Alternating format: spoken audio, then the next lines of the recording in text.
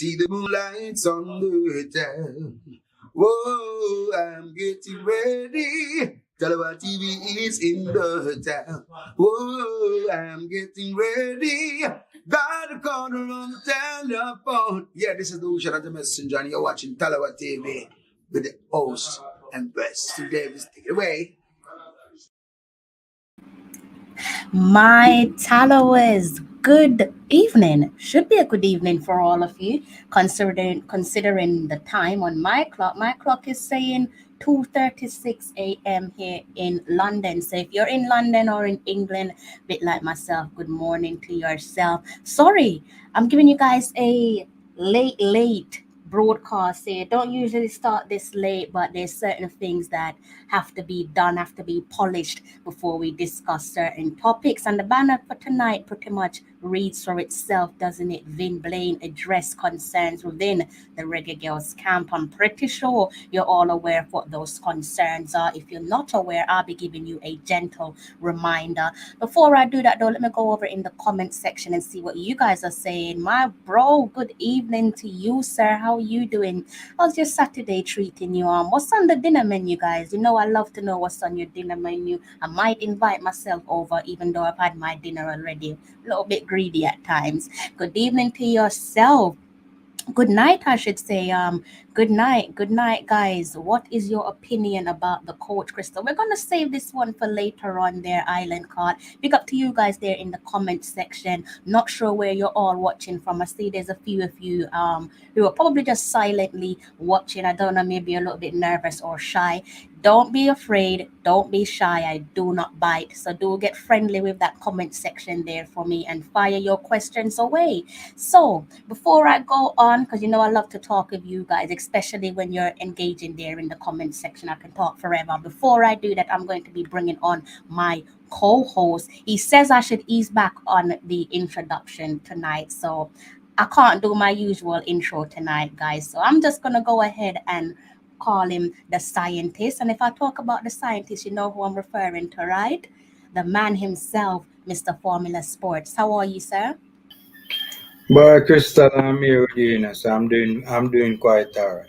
I love I'm when we doing have quite our alright. link up because the guys in the comment section, when my subscribers, that is, they have been asking for more content with yourself. So when I link up with you, I know it's going to be something special. Yeah, for sure. I mean, and the feeling is mutual, for sure, for sure. The feeling is Thank you. mutual. Thank you. I know that it's in your probably early nights for you guys there in Jamaica. Maybe what is it coming up to 9 o'clock for you guys? So I'm not going to be keeping you for too long. You must know what's going on by now. If you're not aware what's going on with regards to the concerns within the Reggae Girls camp, massive big up there to the guys in the comment section. I'm going to be turning my attention to you guys in a brief period, but just let me gather everyone up to speed if in case some of you aren't aware of what's going on with the Reggae Girls. So let me go ahead and turn on my shared screen very briefly there for you guys. And this one broke some days ago. I say some days ago because I'm already into my Sunday, a couple of days, maybe a day ahead of you guys or some hours ahead of you guys. You should be able to see this article here. If I could just go ahead and remove the banner so you guys can see it clearly. If you haven't seen it already, the headline read as follows: Senior Reggae Girls call for the removal of interim head coach Vin Blaine.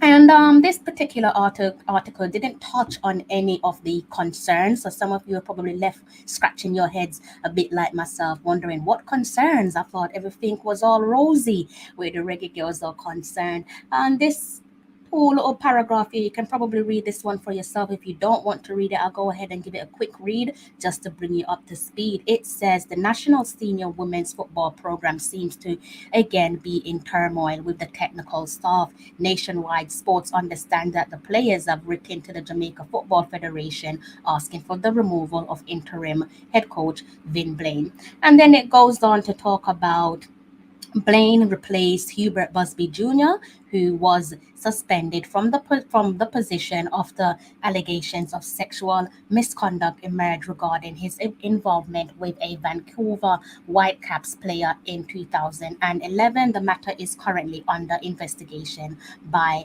Major League Soccer. Right? Up to speed? I hope you are. Right. So I thought we need something better than what's been said so far, because even with the many reports that's been circulating on social media, I'm still left in the dark. I'm still here wondering what is going on with this Reggae Girl squad. Kind of felt like I knew them like the back of my hand. Clearly, I was wrong. So I went a little step further today, and I managed to secure a interview for you guys there, an exclusive interview with the gaffer, the current gaffer, um, Vin Blaine, that is the current interim head coach for the women's senior Reggae Girls side. And just to give you guys a little bit of an insight into how that interview went, just to clarify, there is no ill feeling between coach and players. Yes, there are issues there. The issues from my perspective seems to be long-standing issues, but they are fixable. Again, in my opinion, these are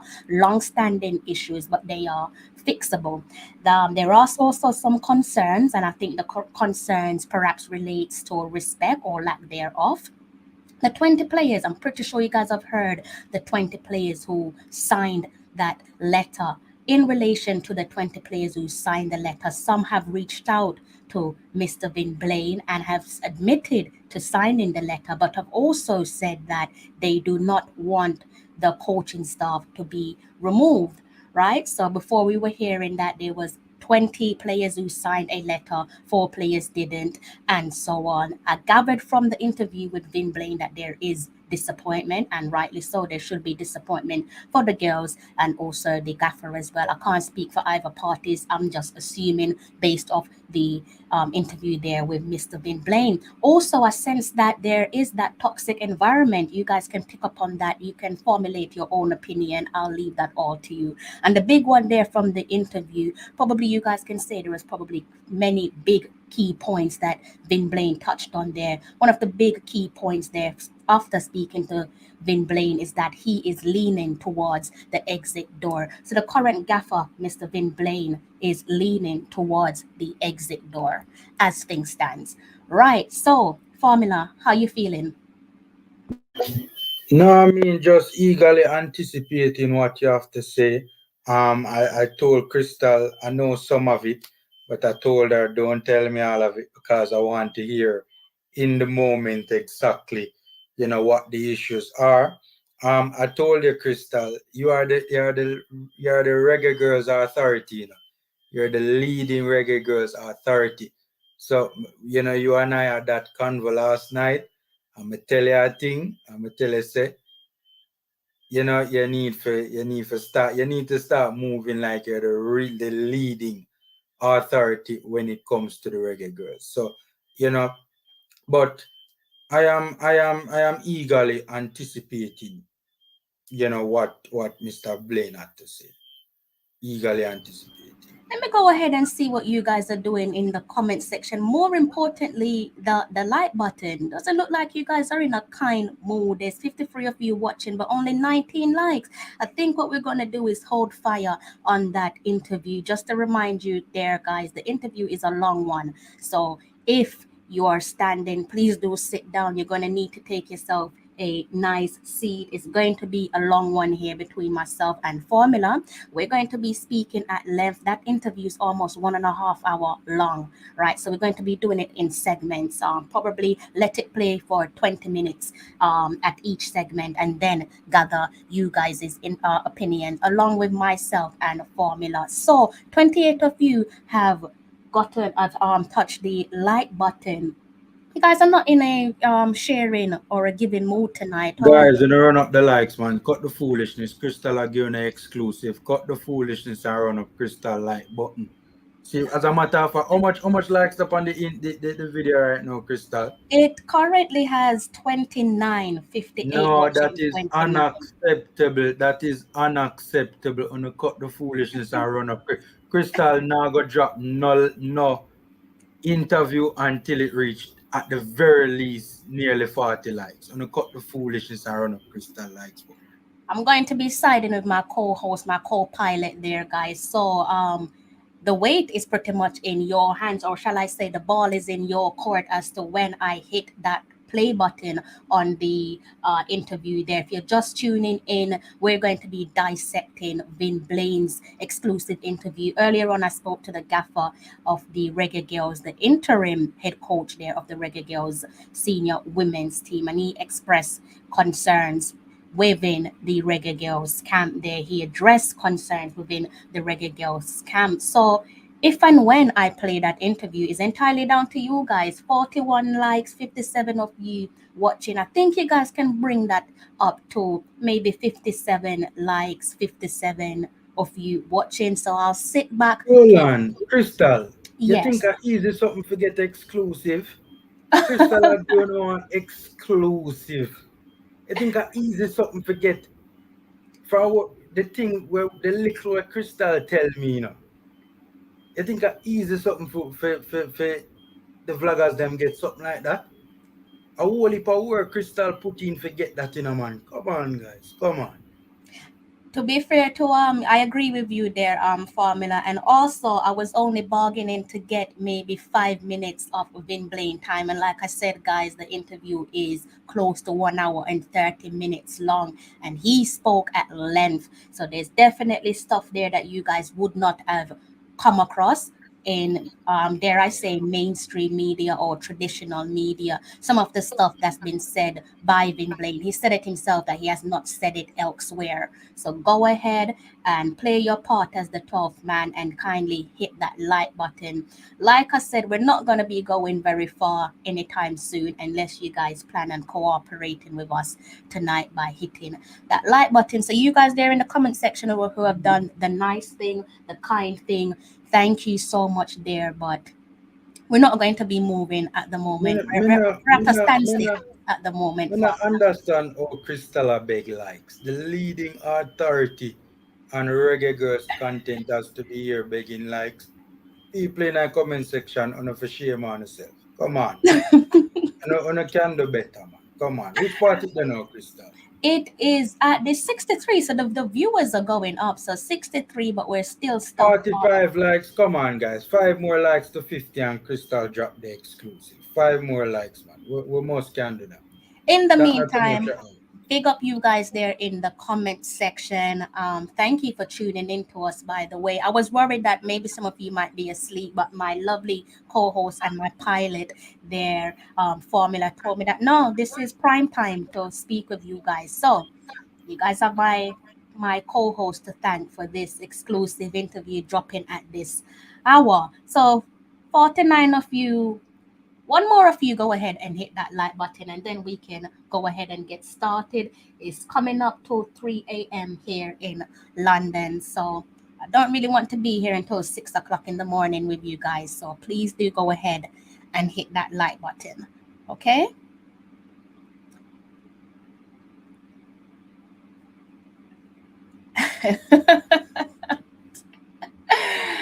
Okay, so if you guys are tuning in, we're going to be dissecting my exclusive interview there with the current gaffer. As things stands, he is the current gaffer of the Reggae Girls senior women's team. That is Mr. Vin Blaine. He addressed concerns within the Reggae Girls camp, and that is in relation to media reports asking for the current interim head coach to be removed, right? So just to catch you guys, bring you guys up to speed in case you're just tuning in relation to that letter, that all important letter that was reportedly signed by 20 players. I've been told by Mr. Vin Blaine there that of the 20 players, some players have reached out to him and admitted that yes, they did sign the letter, but they do not want the coaching staff to be removed. How important is that significant bit of information? Is it significant?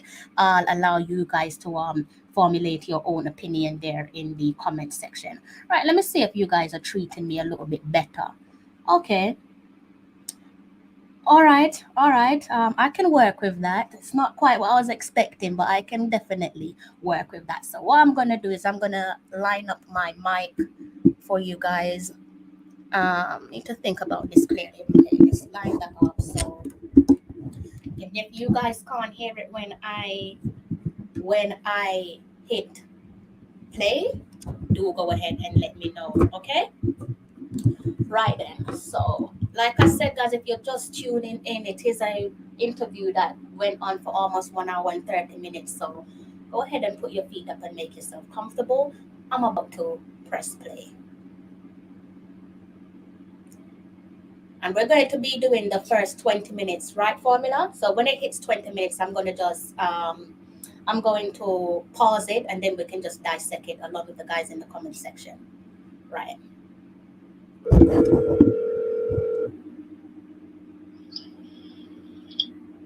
Hi, Crystal. Good afternoon, Mr. Blaine. How are you? I'm good, man. How are you? I'm not too bad. Are you free to speak now? Yeah. Okay. First of all, thank you so much for squeezing me into your tight schedule. Definitely appreciate that. No problem. Okay, so I'm not sure about how you're feeling, but I think from where I stand, where the top. Formula, you're on mute. No, man, I was just saying if you could just turn it up. Okay. Thank you for letting me know. We're hearing you loud and clear, but it's a Surprised little by low. the news that's broken over the last couple of days. How surprised are you by what's been said so far? Not really surprised. A lot of it has nothing to do with football. What is said, I'm not really surprised. Some parts of it I'm surprised, but based on what happened during the camps, I sort of expected something like this, not because I'm guilty of it, but because of what was happening in and around the team. Are you able to share what the issue is so far with the information that's been distributed across the media platform? There's no real clarity there with regards to the exact issue. Well, the issue is that the letter stated, as you know, the letter was written, and the letter was written by a player. I can tell you that much. It was forwarded from a player, as if to say that player wrote it, or the staff wrote it. But I know the fact that I'm 99.9% certain that this was presented to the players, based on their conversation that they had with their outside influencers. You said dissatisfaction with coaching staff, and even just a few days that nothing. Well, they stated a few concerns. I've been 17 in different areas: coaching, communication, organization, and so they stated a few areas. In the first instance, they had 11 in coaching that they deemed that they said were not done. You know, you won 4 games. I thought the girls developed over the 4 games, played well. Removed the doubt that we couldn't beat Damrep. And if all those things were not being done, there would be no preparation at all, and we still won the game. So that's probably a miracle. But they named out a few areas, you know. And as I said, if this had anything to do with football alone, I wouldn't have a problem with it. But I know this has been an ongoing thing that started before I even played a game. Before I even played a game, there's been a campaign to get rid of me for people who own selfish reasons. You're going to get rid of a coach, and with my experience to begin with, and then never lost a game, not even played a game before, but your campaign to get me out. And I said that is something that is it started with information being sent to the girls, you know, in their chat group with coaches who have access to the group, campaigning. external influences. Part of the problem, I think they didn't like the fact that I removed certain people from the coaching staff. My response to that was, I'm the head coach. I select people who I'm comfortable to work with.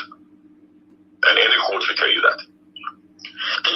Likewise, what the previous coaches did, they brought in their own team. So what's the difference between bringing his own people? So I know it has a lot to do with more external than internal. Yes, the girls have issues. I don't have a problem with that. If players have issues, I don't have a problem with that. Because we had discussions surrounding that. Players want to dictate what they should do, how they should do it. And they can't dictate at their clubs. So because you're not in an environment where you have these people, the last regime around you, you want to do what you used to do. That's all I heard, what we used to do from all the staff. And there was undermining going on there. A lot of undermining from day one. So it was a very toxic environment. I, as a professional, people who are seeing the games and seeing the enthusiasm of the players and seeing the staff, they would know.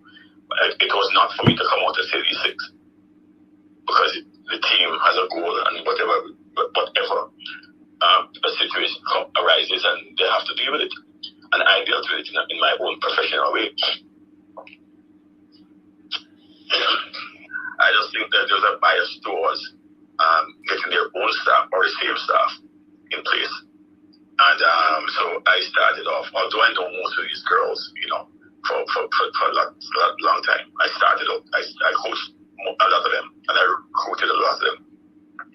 But what I went to that was you see, when you have a situation where you have an environment created around a team, right? It has also, if you're anti-specialist staff. So that's a combination, but I think it was also, created by people, that creating an unpleasant atmosphere around the team. So basically, the toxicity there that you touched on, you're saying that came from outside influences there, right? And it's found its way directly into the team to create that power struggle. Exactly.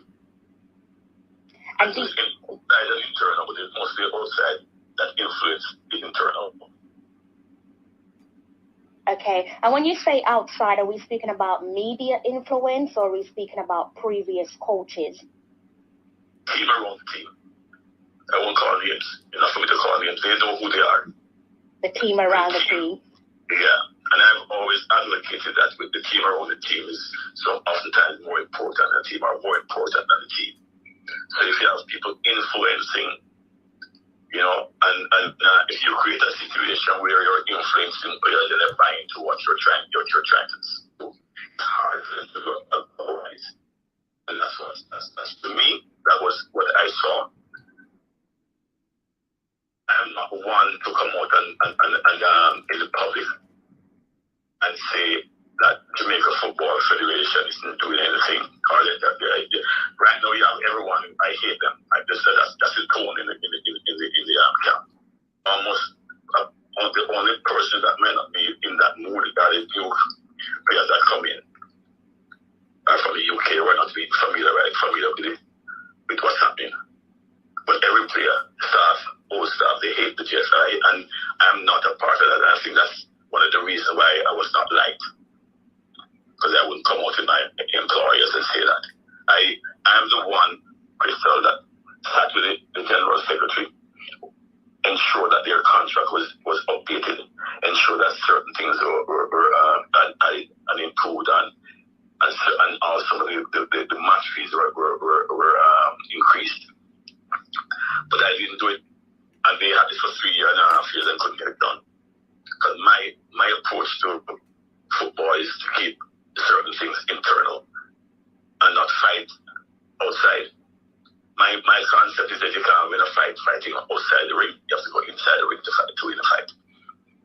stay inside and I champion and I curse and I have different kind of conversations with the general secretary.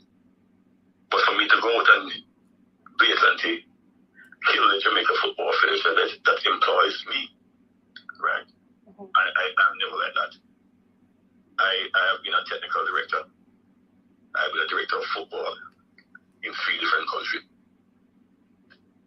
My job was to run football in the country, not just a club. I was also the coach in Jamaica from 2005 till I became technical director. I've coached all these girls, especially new ones. And I treat women first. Their football, I treat them like women first. Right? Because I was also criticized of sitting on the bench and not getting up and say much. Right? And shout. I'm not a shouter. I don't use profanities, neither to man nor woman. Right? And I guess some were kind of used that approach. I'm not like that, and I won't change to please any player. Right? So these are little things that I think created that sort of a distance between me and players when they are under pressure. Right? But I believe wholeheartedly that the external forces that were part of this group created an environment that was toxic. Is that when you speak of the external forces, are you speaking of ex-players, or again, are we saying that external forces linked to the previous coaches? You can say that, and it's also involved the coaches. I can say that straight up, Crystal. When I was just hired, the coaches themselves posted thing in the girls, telling them I'm not the man for the job. I'm not good for the program. That's a different thing. I'm not good for the program. I just coaches who did that. I just players in the group that told me that. Right? What is it that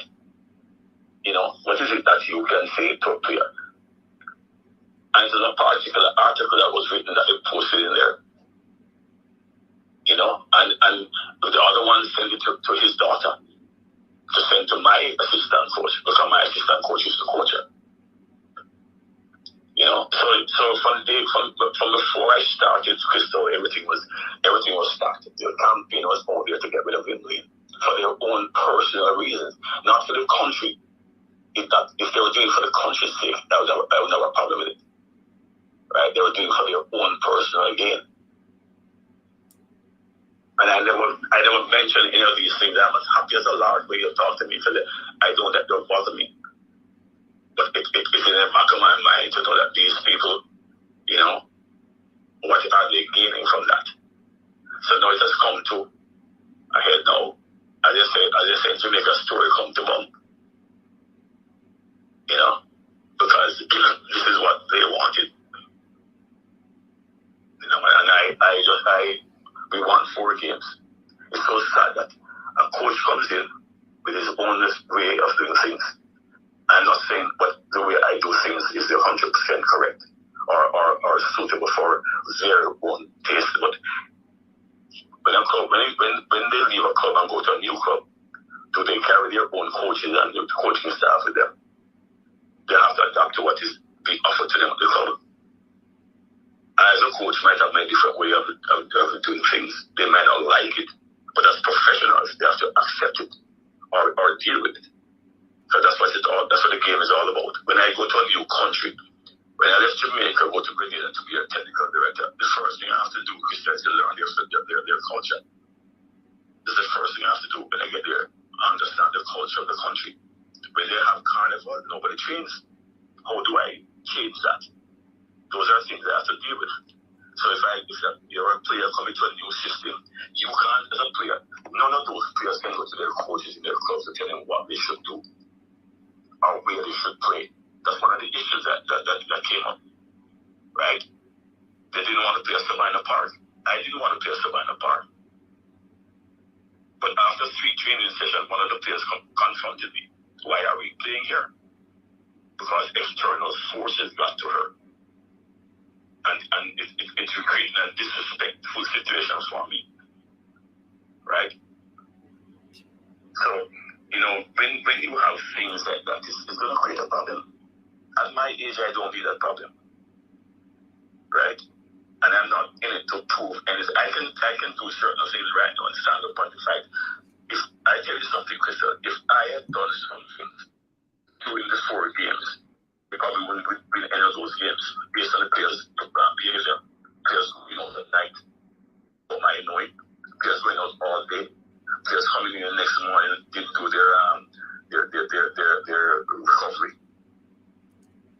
Formula, how you feeling? I decided to just pause it there before. I have to pause it for a second, then Formula, mute you for a second. I'm getting a feedback. I decided to pause it for a quick second there. I'm going to be turning my attention to you guys in the comment section. But guys, I've done literally the hardest work for you. I've done literally the hardest work for you by going out there and speaking directly to the gaffer. That in itself is not an easy task. All we're asking you to do is to hit the like button, and you're making it seem like I'm asking you to put money on the table. All you have to do is just take a brief moment and hit the like button. It's very simple. It's the easiest task that you have to do. Sit back, hit the like button, and that's it. There's 103 of you, and only 73 of you can be asked to hit the like button. Really? So basically, you don't respect my craft. You're doing my craft and my hard work a disservice. So if you want us to carry on and play out the rest of the interview, kindly go ahead and hit that like button for me, please. Formula, how you feeling? Yeah, some interesting things being said by Vin Blaine. Some very interesting things. So some of it I can't really wrap my head around. I don't. These are grown women. These aren't. It's not like it's the U17 girls he's coaching. He's coaching grown women. So how can you're telling me that grown women are so easily influenced and so easily swayed, not to be able to analyze a situation for themselves and critically analyze and see if Vin Blaine is a good enough manager or not? I can't wrap my head around that. Like, I don't know. Look, I don't. I just can't understand how Vin Blaine thinks that. Look, I'm not saying he's right or he's wrong. I don't know. I obviously don't know what was the scenario in camp. I just can't understand how grown people can be so easily swayed and easily manipulated. That's what I can't get my head around. I don't know if you understand what I'm trying to say. For me, it's shocking because I've never seen this side of the team before. Last World Cup, it was, dare I say, smooth sailing. This time round, it's like hanging out dirty laundry. It wasn't the girls, to like add clarity. It wasn't any of the girls who went to the media. So let's add some clarity on that. But somehow it still got in the hands of the media. So going back to the whole hanging out the dirty laundry and so on. So clearly there was a lot boiling behind the scenes that we obviously weren't aware of. Fair play to everyone involved because they did an excellent job of shielding it up until the current. But yeah, it's just mind blowing. Even now, having to sit back and listen to the interview with you guys, I'm still trying to put two and two together, and it's tough to listen to. I don't know how you guys feel there in the comment section. I haven't forgotten my manners. Big up yourself, Rye. I think I see Dre anyway with sports and coaches desk. Some of the key content creators there where Jamaican football is concerned. So big up to you guys. Definitely not ignoring you. But yeah, let me know what you guys think in the comment section, because like I said, there is lots there in that interview to dissect. I'm still trying to understand the meaning behind a lot of what was said. I don't know if you guys could like help us out on screen alongside Formula Sports so that we could, develop an understanding as to what exactly is going on behind the scenes. I want to clarify before I go any further that I think someone asked it in the comment section earlier on, just to be clear, there is no ill feeling there between coach and players. I know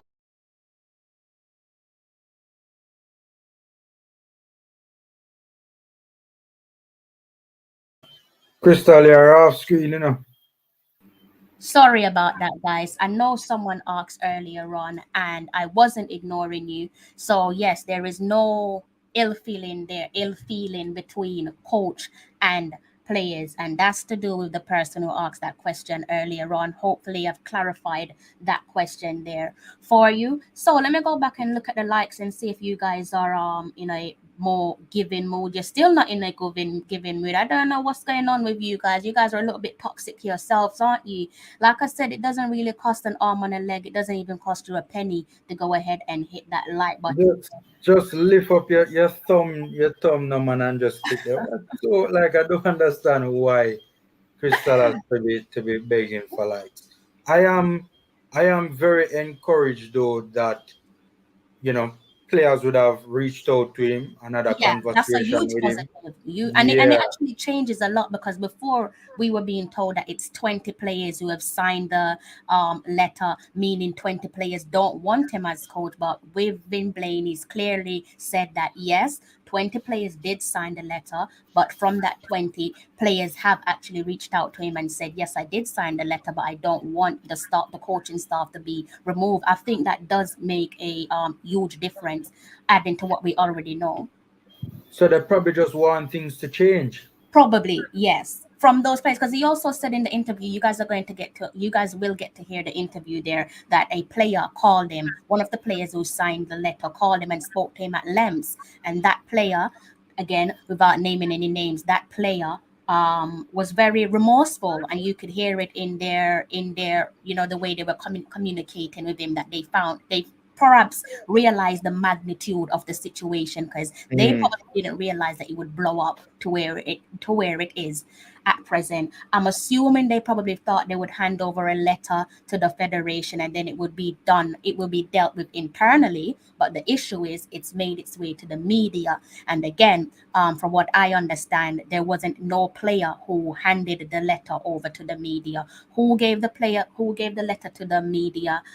Clearly, there is some you might want to call it some backstabbing there going on internally, away from the players themselves, because you should be dealing with stuff based on a private and confidentiality scenario. You shouldn't be feeding unnecessary information there to the media, particularly when you know that it could potentially disrupt the preparation for the World Cup, where we're trying to etch our names in the history book. We're trying to go to the World Cup for the second consecutive attempt on a trot. And for whoever that person is, you are largely irresponsible. And for you to go ahead and hand that letter to the media, you don't care about Jamaica and you don't care about the girls. Because what you did, you threw the girls Unpatriotic under the bus. Very unpatriotic of you, very right now. selfish, very irresponsible. You do not care about the development of women's football in Jamaica. You are selfish. You don't care about the Reggae Girls, because what you did, you threw them under the bus. And if you're listening, I hope you're ashamed of yourself, because all of this is your fault. It's not the fault of the girls. The girls have every right to stand up for something that they're not comfortable with. If they're not happy with the management of the gaffer and his coaching staff, they are within their right to make their voices be heard. We don't want no girl in this team, be it the youngest girl or the senior or the captain or the senior girls, the girls on the brighter age of 30, feeling as if they don't have a voice. They should have a voice. But for you to go and leak that information to the media, you need to be disciplined. Matter of fact, you need to be unrooted and removed from the environment, because you're bad vibes, and we don't deal with bad vibes and we're dealing with the Reggae Girls. We deal with positivity, but you have come along and you have put us in a sticky, awful situation. Right? So if you're listening, you should be ashamed of yourself. This is nothing to do with the girls. Someone is saying snitch. There's definitely a snitch in the camp, and it's not the girls. If people Snitch is too nice a word, more like a rat. a rat. I like that. There is definitely a rat in the team, surrounding the team, and maybe somebody needs to set a couple rat traps, put up a piece of cheese on it, and see how far you get. Like I said, me personally, I can't speak for the 12th man, but I don't have no ill feeling towards the girls or disappointment towards the girls. The only thing I could say about the girls up until this point is you need to be careful who you speak with. And to be fair, it seems like they went through the appropriate channel, but there's definitely a rat there working closely with the Reggae Girls. And maybe the rat is the instigator. I don't know. But I'm gonna go ahead and play the rest of the interview there for you guys. And by the Crystal, way, yes, sir. right before you play it, Mm-hmm. I personally, I like what I saw from Vin Blaine in the last round, Okay. right? I like what I saw. But, and I know many people disagree with me, and that's fine. But I, I'm not trying to discredit or discount Vin Blaine's version of events. That Mm-hmm. I'm not trying to do. But again, common sense tells me that the girls, there must be something that the girls are not comfortable with. Mm-hmm. It can't be just left up to, or it can't be just outside influences turning the heads. Like, it makes all the sense in the world to me that Vin Blaine's accounts is correct, and there was indeed people that were speaking negatively of him to the girls. But that, even if that is the case, or even if that happened, or that is so, that alone cannot be the reason for us being where we are right now. The girls, there has to be issues that the girls have with what is taking place. Has Mm-hmm. to be legitimate issues. And I wouldn't want Vin Blaine to not see that. Yeah. These are Cloudy adults. judgments. Yeah. These are adults. So I mean, Tiffany Cameron is 30, right? Rebecca Spencer 30. There are girls in the camp that are quite a few of them that are over 25. These are grown women, adults, professionals. They have to be acting off their own volition to a large extent. Let me know what you guys are thinking there in the comment section, and we're going to be playing the rest of that interview. We've just actually played the first, I think that was the first 12 minutes. Just to reiterate, there's almost 1 hour and 30 minutes worth of information there to dissect from Vin Blaine. If you're just tuning in, massive shout out to you guys there in the comment section. And to you guys who are silently watching as well, I don't know, maybe you're a little bit shy. The banner pretty much reads for itself, doesn't it? Vin Blaine addressed concerns within the Reggae Girls camp. And we're going to go ahead and read up on the rest of what you guys are saying. Well, I'm going to read up on the rest of what you guys are saying in the comment section. And whilst I do that, I'm going to make notes and I'm going to go ahead and hit play.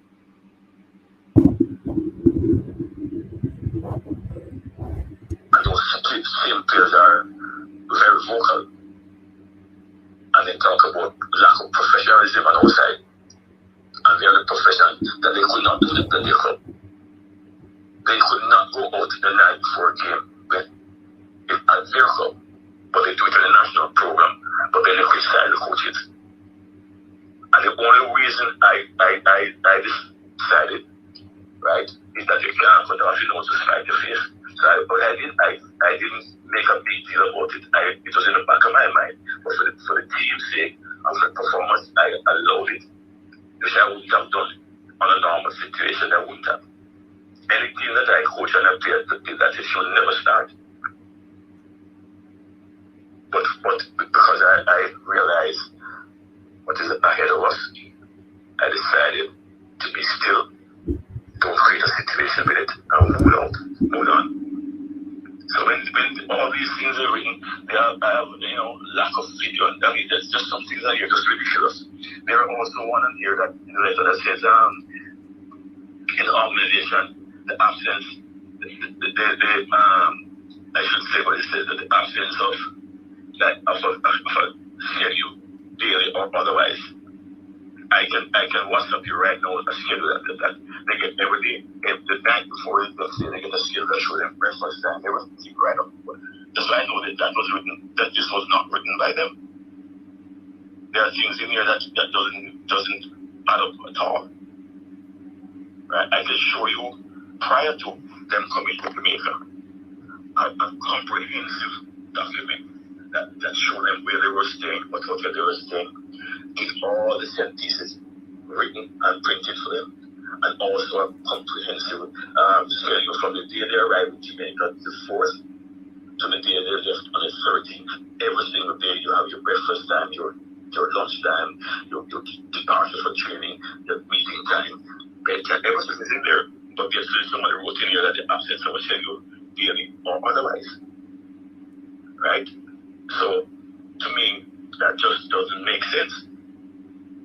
I said, Christian, this was about football alone. I could take my leaks. And I could have meetings with them, individuals, in there, and we discuss their involvement in the training session. Normally, I would not do that. But because I'm new to these young ladies and what they use, I try to get a feel of what they want. We have had at least 3 or 4 meetings with individual players, as a group, influential players, and we discuss these things, right? So, they have given the association an ultimatum, I imagine.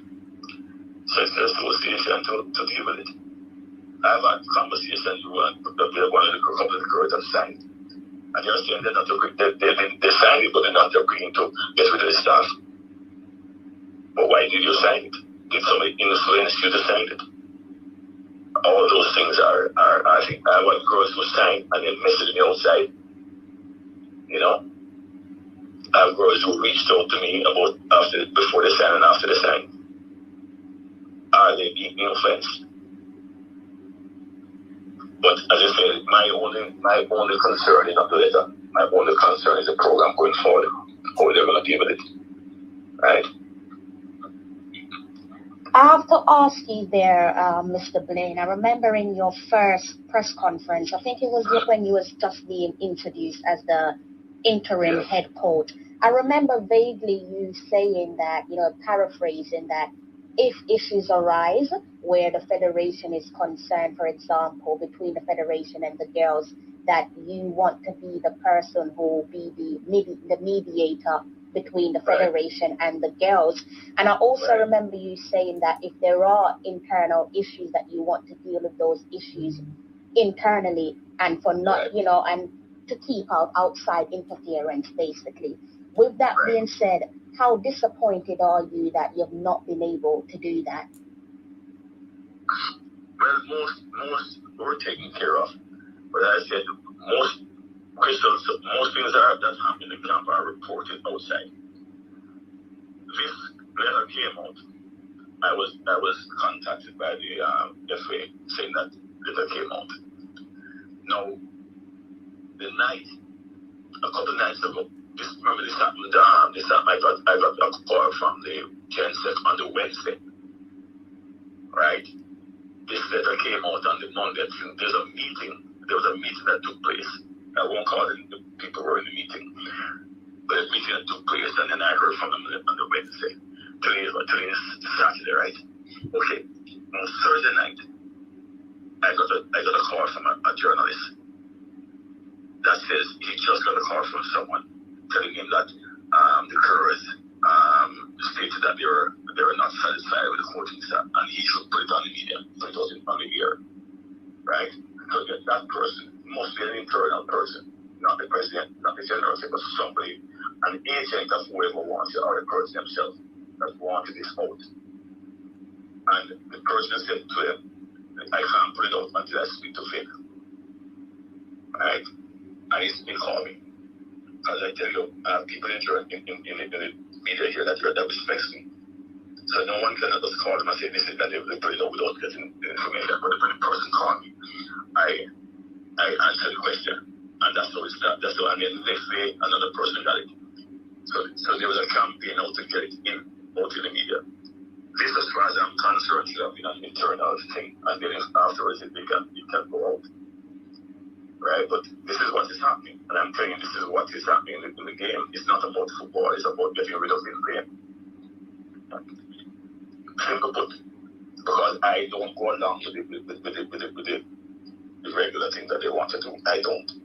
I'm not one that you can push around. You have people, even before this crystal, you have people writing mails to coaches that they don't know. I know. For what reason, I don't know, because the coach is in charge of me. But the same things, I don't think the person knows what it means either.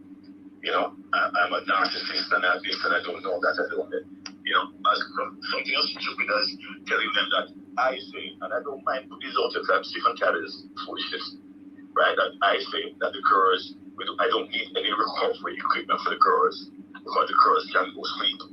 No, and I asked the person, I said, I'm a coach, right? I'm a coach. for the longest time. Would I say something as dumb as that? But these are the things that have been put up here to tarnish my reputation and my name. And it's the only reason I'm speaking to you now, Crystal. I want to clear up my side of things. A letter comes out, it's fine. I don't have a problem with that. Whether the players have a right to do it or not, it's their prerogative. They're right, and they say this, and I don't have a problem with it. Right? I don't have a problem with a player expressing themselves. I don't have a problem with somebody criticizing me as a coach, and I'm used to that. I hear on your program, and I spoke about it in the press conference. I hear the person saying this thing, but he was ill-informed until when he found out it was, and you brought him to speak, he apologized. So I know these things happen. It doesn't bother me. As a coach or an administrator, I know that you won't have everybody on your side all the time. And if I can accept something as a fan says about me, and then you say something negative, it doesn't matter. In one night I heard a fan say something. The first time he said he got coached because I made a change. And when I won the game, I was the best coach for him. These are things that I know and I accept. I don't let those things bother me. But when you have external forces that are driving the process, are driving this negativity within the team, it bothers me. Coach, I have to ask you there because you touched on some things that's quite alarming, again, relating to the toxicity there.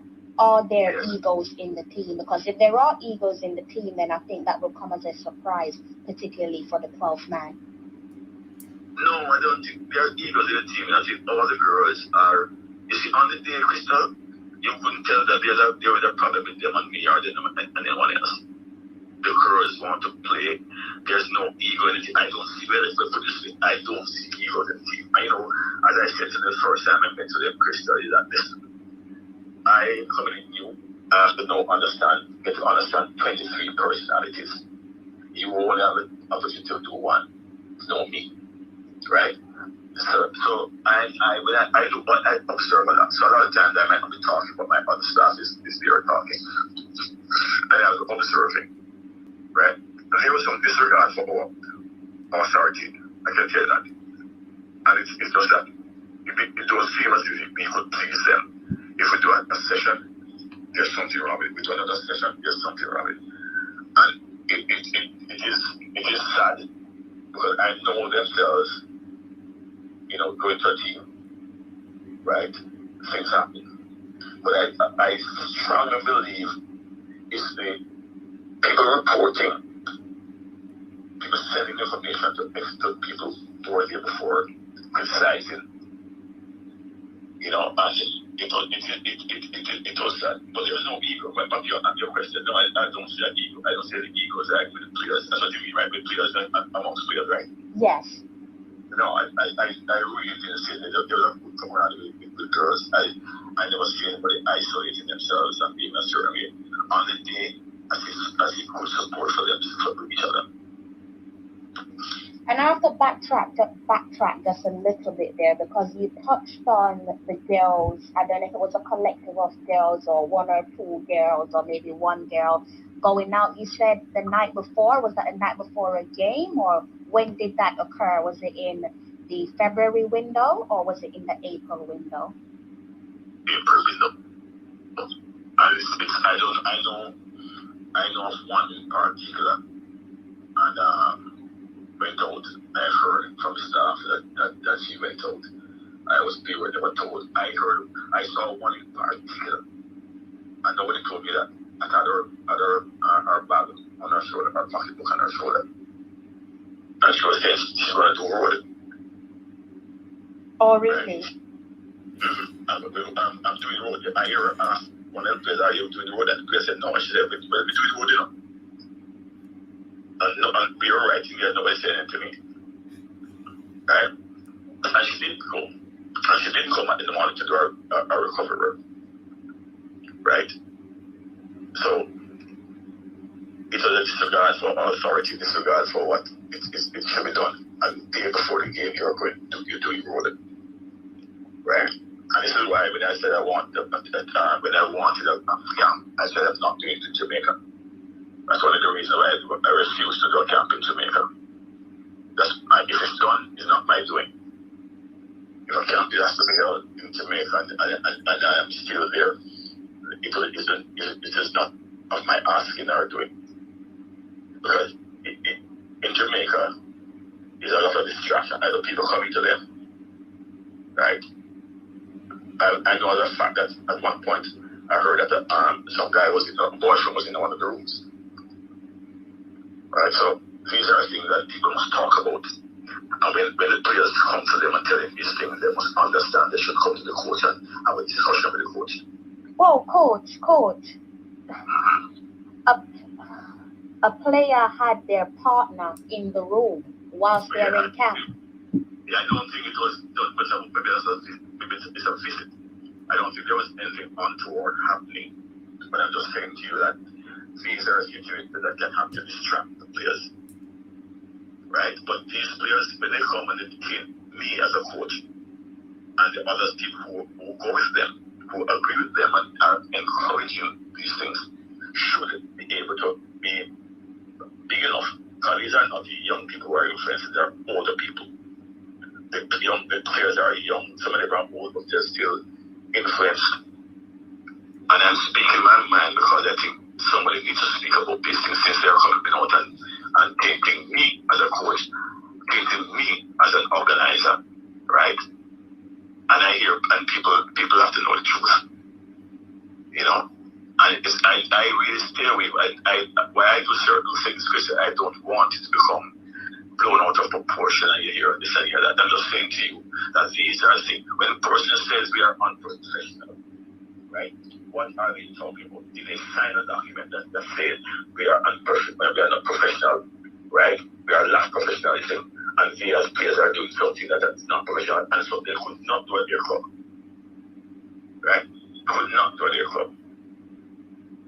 You know, another point they made, absence of staff without any reason or provided explanation. I didn't know that as an organization I have to explain to players why a staff member is not there. You know, and this is part of their will, and this is why I'm saying that this is not them right. This is something that people around the team were mad about me cutting the staff that they liked. Right? So when you read, as a matter of fact, I heard it under the table that this document was from Mediator time, from the February window. You know, when you talk about set pieces, we did an entire set piece session. We did an entire session with set pieces the day before the game. But it's in there that we never did any set pieces. That's why I know it was not written by the players. I know it was not written in the time that the set was written. You know, so that's it. You can I don't mind people coming at me. I'm used to that. But come at me in a way where it's constructive and not destructive. But this whole thing is a destructive approach. Right? Because if I lost the games, right, and then you could say you're not pleased with the coach, and even winning, I still not pleased with the coach. I don't mind saying it. Because the players, you have good players who are going to win a lot of times, right? But the coach didn't get any credit. The first time you make a move, they find it difficult. But that's the life of a coach. And what I'm saying is that don't be, if you're going to be criticizing, it must be constructive criticism, and not something that you're leading that to say, well, boy, these are the worst coaches in the world, right? Because my assistant coach, one of my assistant coaches, I've been with Florida International University as a coach for 20-some years, right? The other assistant coach that came in the second in April window, he just came from, as a matter of his instructor, I would even go there because I'm an instructor too, but that doesn't make us a coach. I should say that. But at least we are organized, we know all of that. But when you have people running up all over the place and not respecting certain things, yeah, it's difficult. It's really difficult. You know, if you're putting up, you're running up back of coaches on the road and one just keep running away, every time you go to bring back that one, another one goes. Because there's no discipline, right? So I think it was in Jamaica,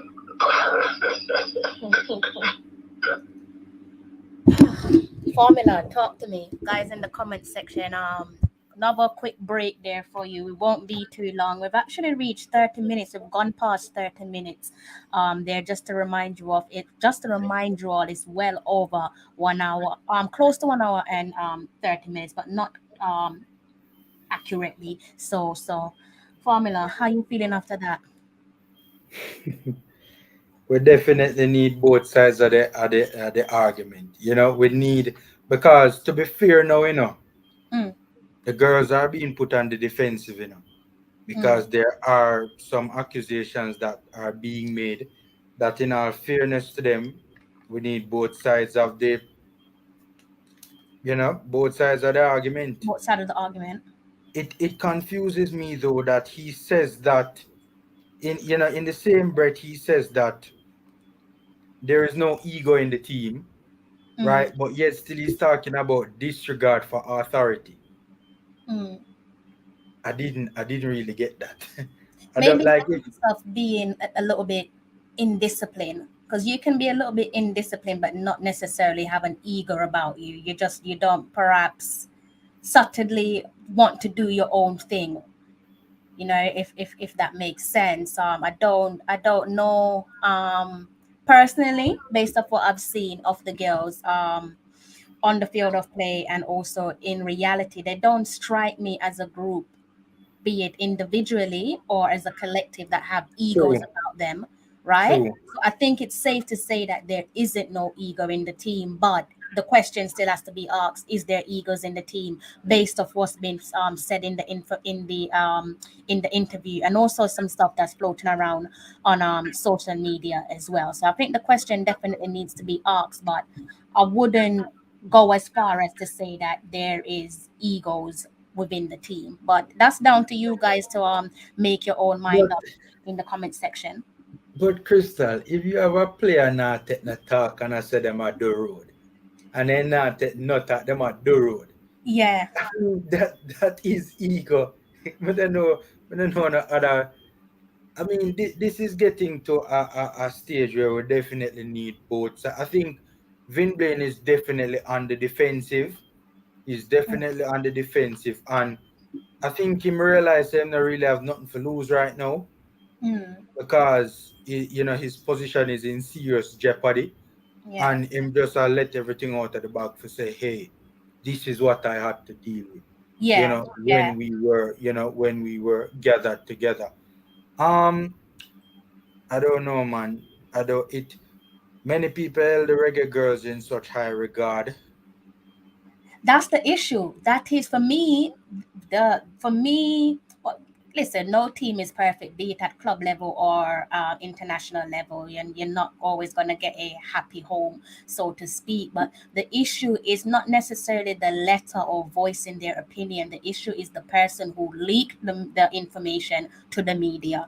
Because had that information not crept its way into the media, we would not have had a clue about what's going on behind the scenes, right? Because when they're together, there seems to be that genuine unity, and I do believe that there is genuine unity. I don't think there is any player that has any qualms with each other, as to say that I don't like this player, I don't like that player. Yes, they might have a few raised eyebrows where the coaching is concerned, but even that's something for me that isn't public interest. That's something that should be sorted out between the coach and the players. If it's a case where two bull can't live in one shop, then you put Vin Blaine and his coaching staff through the back door and you go again. But now that everything has been brought in the spotlights, there's going to be raised eyebrows everywhere, and that's the issue. He said he said something. He spoke about the fact that the girls with the letter gave the federation an ultimatum, Hmm. right? But again, in the same breath, the girls are calling him, or some of them, anyways, at least, Yeah, are calling him and saying that, and even he himself asked the question like he asked a rhetorical question in the interview. Then, if you are not co signing on the ultimatum, why did you sign sign it. it in the first place? And so, that kind of, if that is true, that kind of lends itself to his argument that the girls are being, Manipulated. but these are You, grown women. you know what it Jesus. is. Again, there's obviously always two sides to every story, but like he said it rather than like what we said. Like he said, there were players there who did admit that they did sign the letter, but don't want the coaching staff to be removed. I think it's a case that, going back to what you said, that yes, they do want changes. So maybe some of them were under the impression that maybe they weren't great clarity that if I sign this letter, there will be changes. Not if I sign this letter, he will be sacked. So maybe there was a gray area there that probably you can say that they were being manipulated because maybe clarity wasn't explained to them that if you sign the letter, here is the consequence. True. That's a solid point. You Because know, before that interview formula, we only knew that there was four players that didn't sign the letter. Now the manager is saying, or the head coach is saying, that actually there are players from the 20 that signed it that said, yes, I did sign it, but I don't want the coaching staff to go. So those players have now moved over to the four players who didn't sign the letter. So you might even find yourself kinda, more balanced. kinda. Yeah, because I don't know the players. I don't know the numbers. It Hmm. could be one, it could be Hmm. two, it could be three, it could be six. Hmm. I have no idea about the numbers and the balance on the scale. But yeah, there is lots to think And for about. we are here exploring the possibilities, right? And Hmm. giving all the respective possible scenarios, right? Hmm. Could it be a case that these girls are trying to save themselves in From case what though? in case Vin Blaine does not go? Is it a case that there's some playing of both sides taking place? Not saying that this is the case, just putting all the possible scenarios out there. Is it a case where a player is looking out for their own individual international career and saying, you know what? Let me take up my phone and give the gaffer a call just in Oh, case Vin Blaine survive, just in case the gaffer survive. See, more one more for go World Cup if we go. Want to get some game time. See, me no want the gaffer for, but to me, have me up in my heart and I, kick me out of the team and all of them sort of I stuff. like the fact that you touched on that because he actually said that in the interview. He said, it doesn't matter to him that going forward it's not going to be a case of because you signed a letter you're not going to play. He did actually touch on that, so I like what you did there. It But must feel a way though, Crystal. of It course, it like must feel a way. as a me can't look, me can't speak to Vin Blaine's, subjective, intentions. But come on, we are all human beings. Like him can't. There's no if he continues to be the coach, there's no way he's just going to just completely look. Him it's if he were to say I'm not going to, you know, take any action or, act along those lines, then that I can understand. Mhm. But to act as if it doesn't bother him or it doesn't move him, I it think it has does move to. him We're because it's in his human. voice. You can hear it in his voice. That's not how he usually sounds. You can hear it in his voice that when someone sounds a little bit, I don't want to say he sounds broken because I can't speak for him, but he sounds a little bit shaky. His voice doesn't sound as strong or as smooth as it should sound. It does sound a little bit shaky there. So I think he is at least affected by what's going on. But like I said, I'm going to play the rest of the interview. He did say that, irrespective of what happens and what's been said, players will still be allowed to play, basically. But for me, Formula, the only unfortunate, I guess you can say, impact from all of this is the fact that it's made its way to the media. That's it. There are plenty of issues that goes on behind closed doors. Multiple issues go on behind closed doors at club level and international level. The moment you let the media get a sniff of it, you lose control. You lose control of the narrative. Whatever narrative you was trying to run with, you lose control of it. That for But me is the concern here. Crystal, we haven't spoken about this from the start of the live. We have touched on it Mhm. slightly, but the Reggae Girls World Cup campaign. right now is going off the rails. I don't mean to be dramatic, but this is such.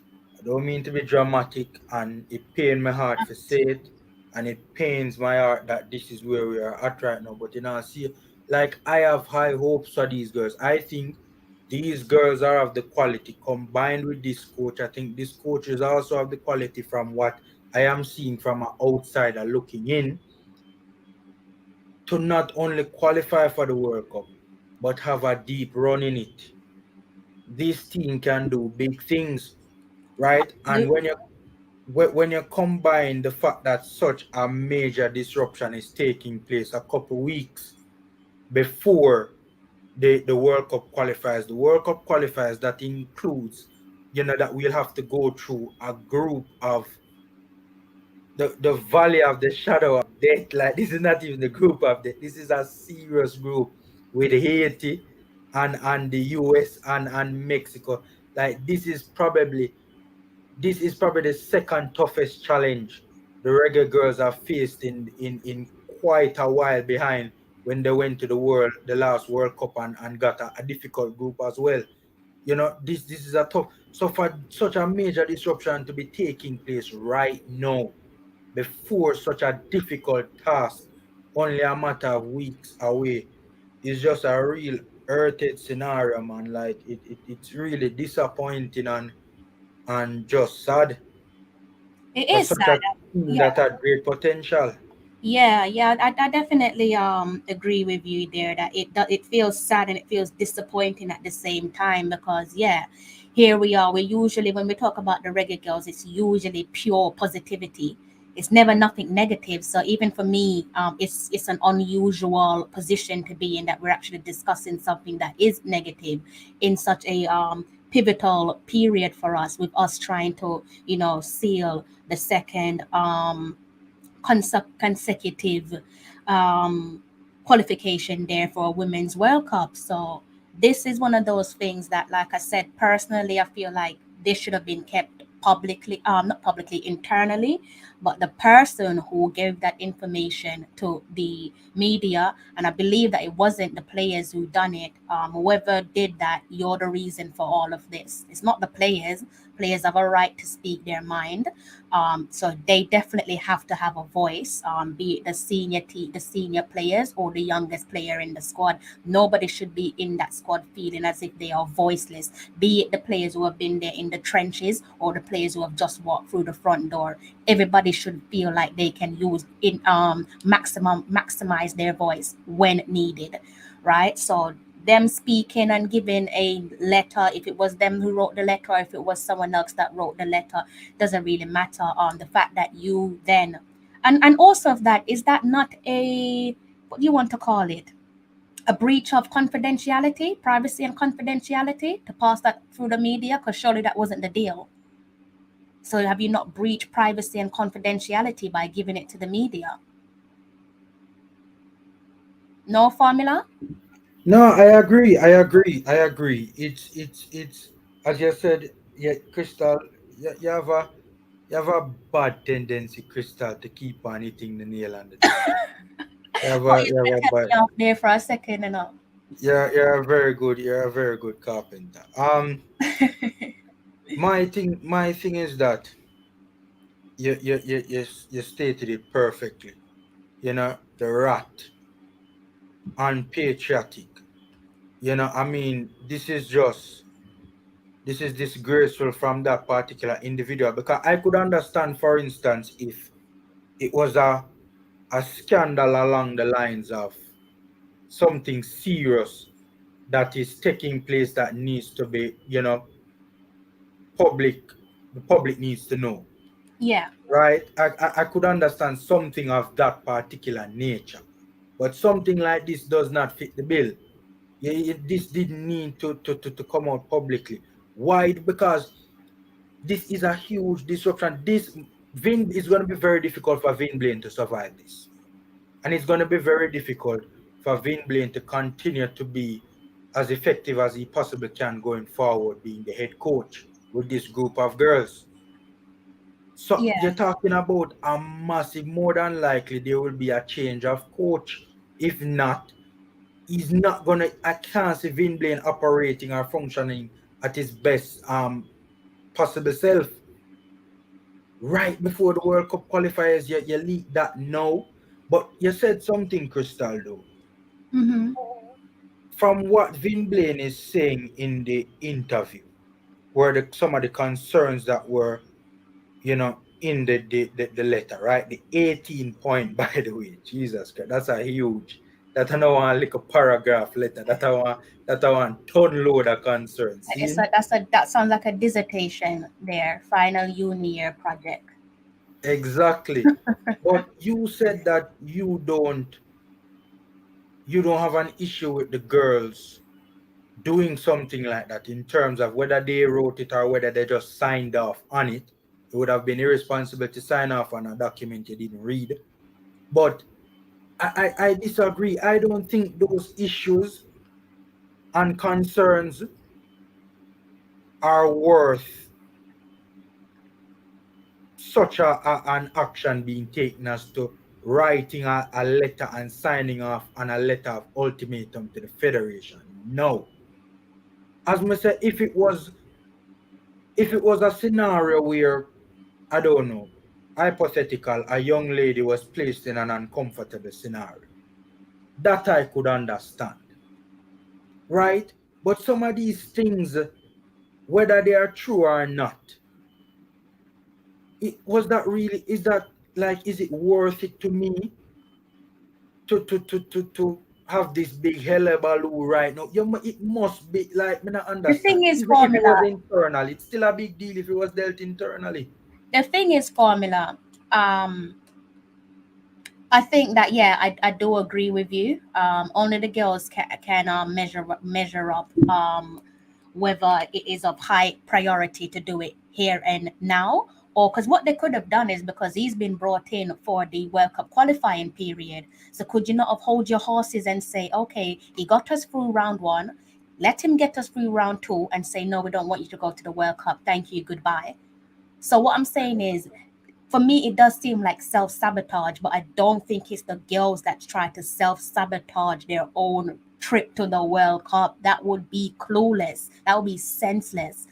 From what we know of the Reggae Girls, there's not one Reggae Girl there that can say that, yes, this is the main suspect that's going to go into, little Chinese whispers and, brainwash your teammates to say, yeah, let's listen to external noise. I don't think that they would try to self sabotage the chances of them going to the World Cup. Yes, I do think that there's internal issues there. The reason why I'm saying self sabotage is because it's made its way to the media. Someone in the comment section says, I look upset because it made its way to the media. Absolutely, I'm upset because of that. Of course, I'm upset because of that. Because I'm one of those people who have tried to not dive into politics.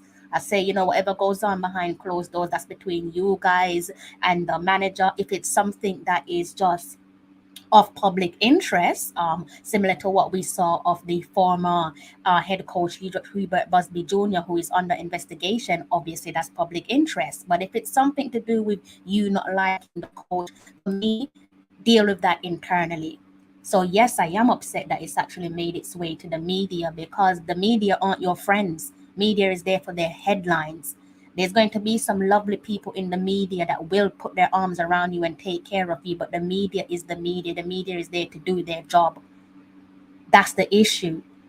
It's not about whether or not there is internal affairs there. Yes, there's going to be internal affairs. We as the 12th man, we can't control that. We cannot Yeah. control that. But for us, we've always said when it comes to the Reggae Girls, it's about positivity.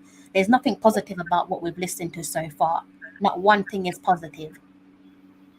My thing is, again, writing the letter, signing off on the letter of ultimatum, right? Mm-hmm. Does the pros outweigh the cons at this particular moment in time? That's what me can't. So when you say that you don't blame the girls, me no know. Like, and to be fair, I say MPEC make a decent point in the comments. No, sorry, not MPEC rather. Sorry, somebody made a decent point about it.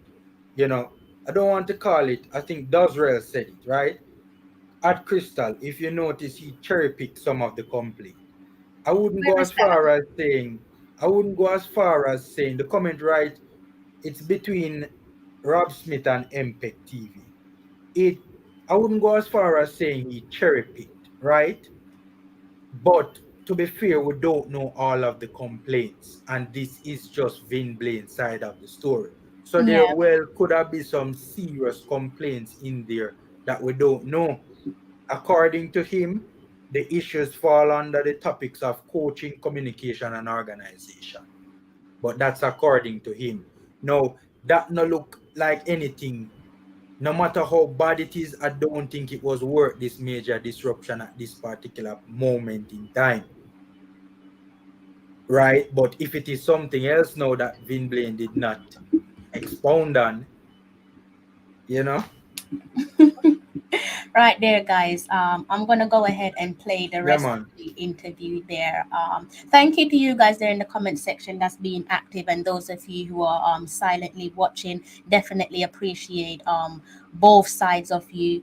I hope you're enjoying what you're hearing. So if I shouldn't say enjoying because it's negative, isn't it? But the point I'm trying to make is I hope that you can at least appreciate good content for what it is because you're being informed. A lot of what was that's been said so far by the gaffer you wouldn't have known unless you have close sources to the team. So go ahead and play the rest of that for you guys. It's authentic, so there's no issues there.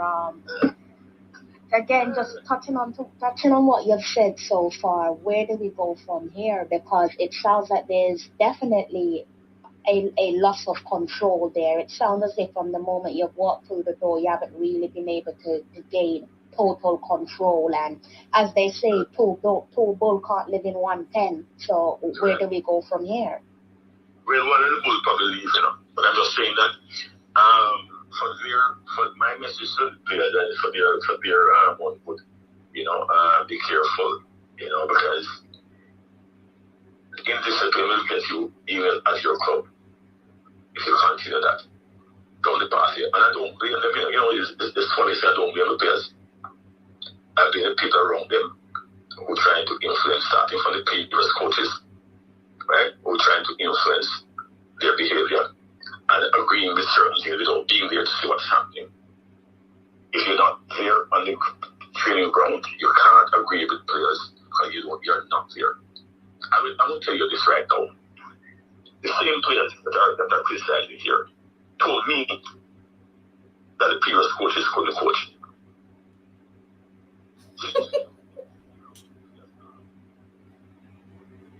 And those are the same coaches who are trying to influence them against me. I would also know it's more for whatever reason. You have coaches that come to Jamaica when I got the job and confront a staff of mine and say, hey, the program is going backwards now. Right? So what can I say, Crystal? There's a campaign from the get-go to sully my name and defame my character. Not anything else.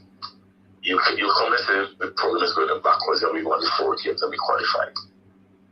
A lot of them didn't think we could get by goal difference and beat Tamre Pila. I never had a doubt that we could beat Tamre. I'm going to be touching on to those pivotal games that we've got coming up in some months' time in July. That's if we make it to July, because the wheels are falling off right now. But we make it to July with staff. Yes, I'm including everyone. I'm including the 12th man, the current coaches, the girls. At the moment, we're on the same bus, but the wheels are falling off. So I'm not really sure if we're going to be able to put things back together. Oh, that's even worse. They need a mechanic then, don't they? So, touching on the outside influence there again, from your understanding, is there an external desire to bring back Hubert Busby Jr.? There is. I don't know. You asked the question. I don't know. I really don't know. I think it would be foolhardy at the moment because he's under investigation. Still. That you investigating just came out of what's being started by FIFA. So I don't know if that is not my. I have no. You believe this, Christian? You know, when I got the job, and I said to myself, you know, it's unfortunate that Busby is in this situation. And I said to them, I said, you know, if I got the job, when I got the job, I said, you know, if everything is cleared up with Busby, I would bring him back into the fold. Me as one of my assistant coach, I said that, you know. I said that because I'm a coach. I'm an educator, and my first priority is coaches and is coaching and the well-being of coaches. And it is an allegation against a young man. It's not something that it has not been charged with anything. We all can have our own beliefs, whether it's guilty or not. You have a lot of people have ruling out guilty already. I didn't. And just my own opinion is that if he's cleared, I would have a problem bringing him back in. And then everything happens and things start turning around and, you know, different things happening. If they bring him back, it will be the JFF, right, that would have to bring him back. I have no problem. If I leave tomorrow and then bring him back in, that's their decision, they have to deal with that situation, with the moral side of it and what other people think. But if he's found not guilty and he comes back, I think personally, to bring him back before he's proven, it might be a mistake. But to bring him back overall, I would not have a problem with that. I don't have a problem with that. Okay, understood. And where does the Federation stand on what's been developing over the last couple of days? Well, to be honest with you, I haven't heard from him since. I've heard from him once. I haven't heard anything else from that. I think they are not in for it. But me saying it and them saying it is two different. Right? I don't know where they are as such. But I know when I met with the General Secretary, I told him that it was his call. Just be their call, not his call. But quite frankly, whichever way it goes, you know, I have my own decision to make, Crystal. I have my own decision to make. And part of it right now is a very difficult situation for me. You know, at my age, I don't need all of this. You know, I think that I think about the country first. And my mind, if I step away and it has been good for the country, I step away. I was one of the first ones to really develop this women's program in Jamaica. And I've always advocated for women's support. I came back because I wanted to help. I left a good job, came to Jamaica, right? Cut my pay in half to come here, to come to Jamaica. So if I didn't mean any good, I didn't come for the money. I came for the development of the game as usual. So if the General Secretary and the President decide we don't need you, I'm fine with it. I have no animosity towards anyone if they say that. Right? If it's based on what the girls are saying, I'm not, I don't feel disrespecting myself, I just said record straight. Right? Because as I said to you more than once, they have a right to express themselves. That's not what bothers me. Right? And I repeat, it's the external influences that bother me. Not bothers me, but bother me. You know, so if the way forward, I cannot tell my employer what they should do. They have to tell me what they are going to do. So it's up to them. So if you hear me tomorrow, I'll come on and say I'm no longer in the program, don't be surprised. If you hear me come on tomorrow and say I'll still be in the program, don't be surprised. How are you feeling currently? Are you feeling 50-50, or are you feeling like, you know what, because you did touch on your age and respect there, the love that you have for Jamaica and so on. So how are you feeling as things stand? To be very honest with you, I don't believe there will ever be a coming together of minds in the team. I believe that the more I believe more to them going to the World Cup, whoever goes and whoever wanted to go, forcing me out that they can go, it doesn't matter to me. I would rather walk away from it, so the country can be the winner and not Vin Blaine. You know, I can stay and create a more toxic environment, depending if the players would want to switch their way of thinking and also their loyalty to the program and me. I don't have a loyalty to the program. I don't doubt that. But if you're not feeling the coaching staff from your side of things, it's a difficult situation. I've spoken to players after this is written, and they say they're not into the moving of the coaches. Right? Players who have signed, so that's players, the 20 players who signed the letter have since reached out to you. Right. Some of them have reached out, and some of them have said to me that they're not really into getting rid of the coaching staff. But still, that there is going to be a problem. I've been very honest with you. You asked me 50-50, I'm more leaning towards not coming back to the road than staying. But it's not resolved yet. You know, that's spoken to the MA. This is, as a matter of fact, you're the first one to hear me say that. And I've had some interviews before, but you're the first one for me to say that too. I appreciate that.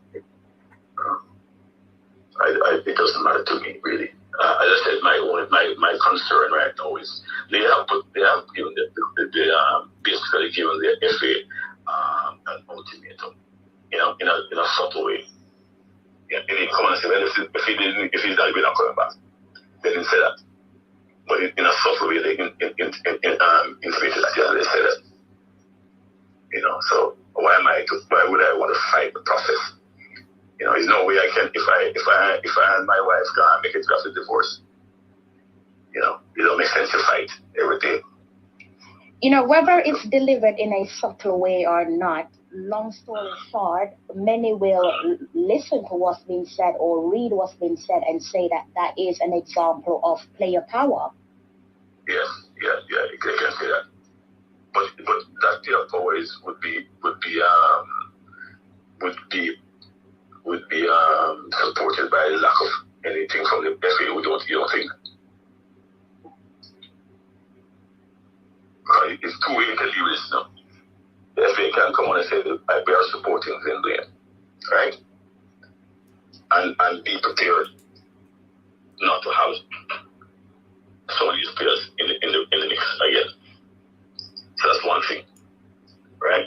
The player power is actually your kid have all the power in the world. The kid is only given power because you are the parents is giving them power, right? So anything happens here on it, it comes down to the response of the decision making of the MA of the FA, not Vin Blaine. I can say I'm staying and the FA can say no.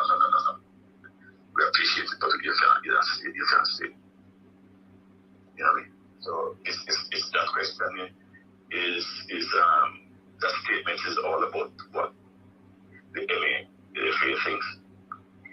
You know, I can say today that I'm not leaving, but tomorrow they can call and say, no, you're gone. You know, it is difficult, it is a bad precedent to set to give players the power. But I believe, though, that you must be able to sit with the players and reason. And that's what I did when I was discussing their contracts. I went to the FA and I discussed it with them, and I came back to the players. And we keep going back and forth until we were able to sign a contract, which the other people that were never was able to do. You know, so it's a matter of my situation is I am. Anyway, it goes. I'm not going to be really mad about it. I'm not going to be upset about it. You know, I understand this is a world I live in that people have choices. You know, the choices, the players, they express themselves, and I said, I repeat that again, they have all right to express themselves. Just like if a coach molests a player, they must report it, right? No, I'm not in that situation, but I'm in a situation that they were not comfortable with what we were doing, right? For whatever reason, right? And I still don't make that an issue. My issue is that I know that they were influenced like so the way they're behaving. Coach, do you think, in all honesty, that as things stand, looking ahead to that all-important July window, that the current situation could potentially hinder our chances of qualifying for a second consecutive World Cup? Yes, it could, but it also depends on the players themselves. I don't think the players are bothered if I leave. So, you might have players that have an affection to certain coaches that they want to feel away, or you drop a player and they feel away. No, I don't think that is an issue for them. But I always think that it may and can affect it. I'm not saying that we were the ones to go forward. People think that we are not even without the players. I'm sure on your platform you have heard people say, I don't think Vin Blaine is the person carrying things forward without knowing Vin Blaine. Yes, so it's something that comes out of the mouth, not an emotions. You say that by what other fans are saying. You know, you have people who know my background. I said the program. I laugh. I say when I was with the team before, some of these guys were in diapers. You know, and they do the research as to where my record and what my coaching team is all about. You know, but even then, I tell you, I could have several thousand certificates and licenses that don't make me a good coach. It may be somebody who is allowed to coach. You know, but I don't really bother about that. It still seems to affect me. You know, I would hope that they can qualify if I'm not there. Because I would never say, oh, you know, I wish to not qualify because it doesn't make any sense in my country. And so for those players, for those people out there who wanted me to lose the games and lose, they're not true Jamaicans. They're anti-lane. You know, and do we want it in our sport, our country, not a club, you know, and not anti Man City, anti Arsenal. That's a different thing. In your country, no matter who's coaching, you want to be able to come out and say Jamaica made it to a World Cup. I'm not perturbed. I'm not worried about who comes in to replace me if I'm gone. I'm not. I give them all the blessings in the world, right? But there's a thing called karma. I got to be careful of that. Who is in line to potentially replace you, Coach? Do you have any idea as to who could step in line to replace you? None, Christian. I have no idea. I don't even know. Maybe the persons who are writing letters will have an item they want. I don't know. I really can't speculate on that. You know, whoever it is, I'm sure the players might be comfortable with them, and the persons that are out there will be comfortable with their hearts will be free. You know.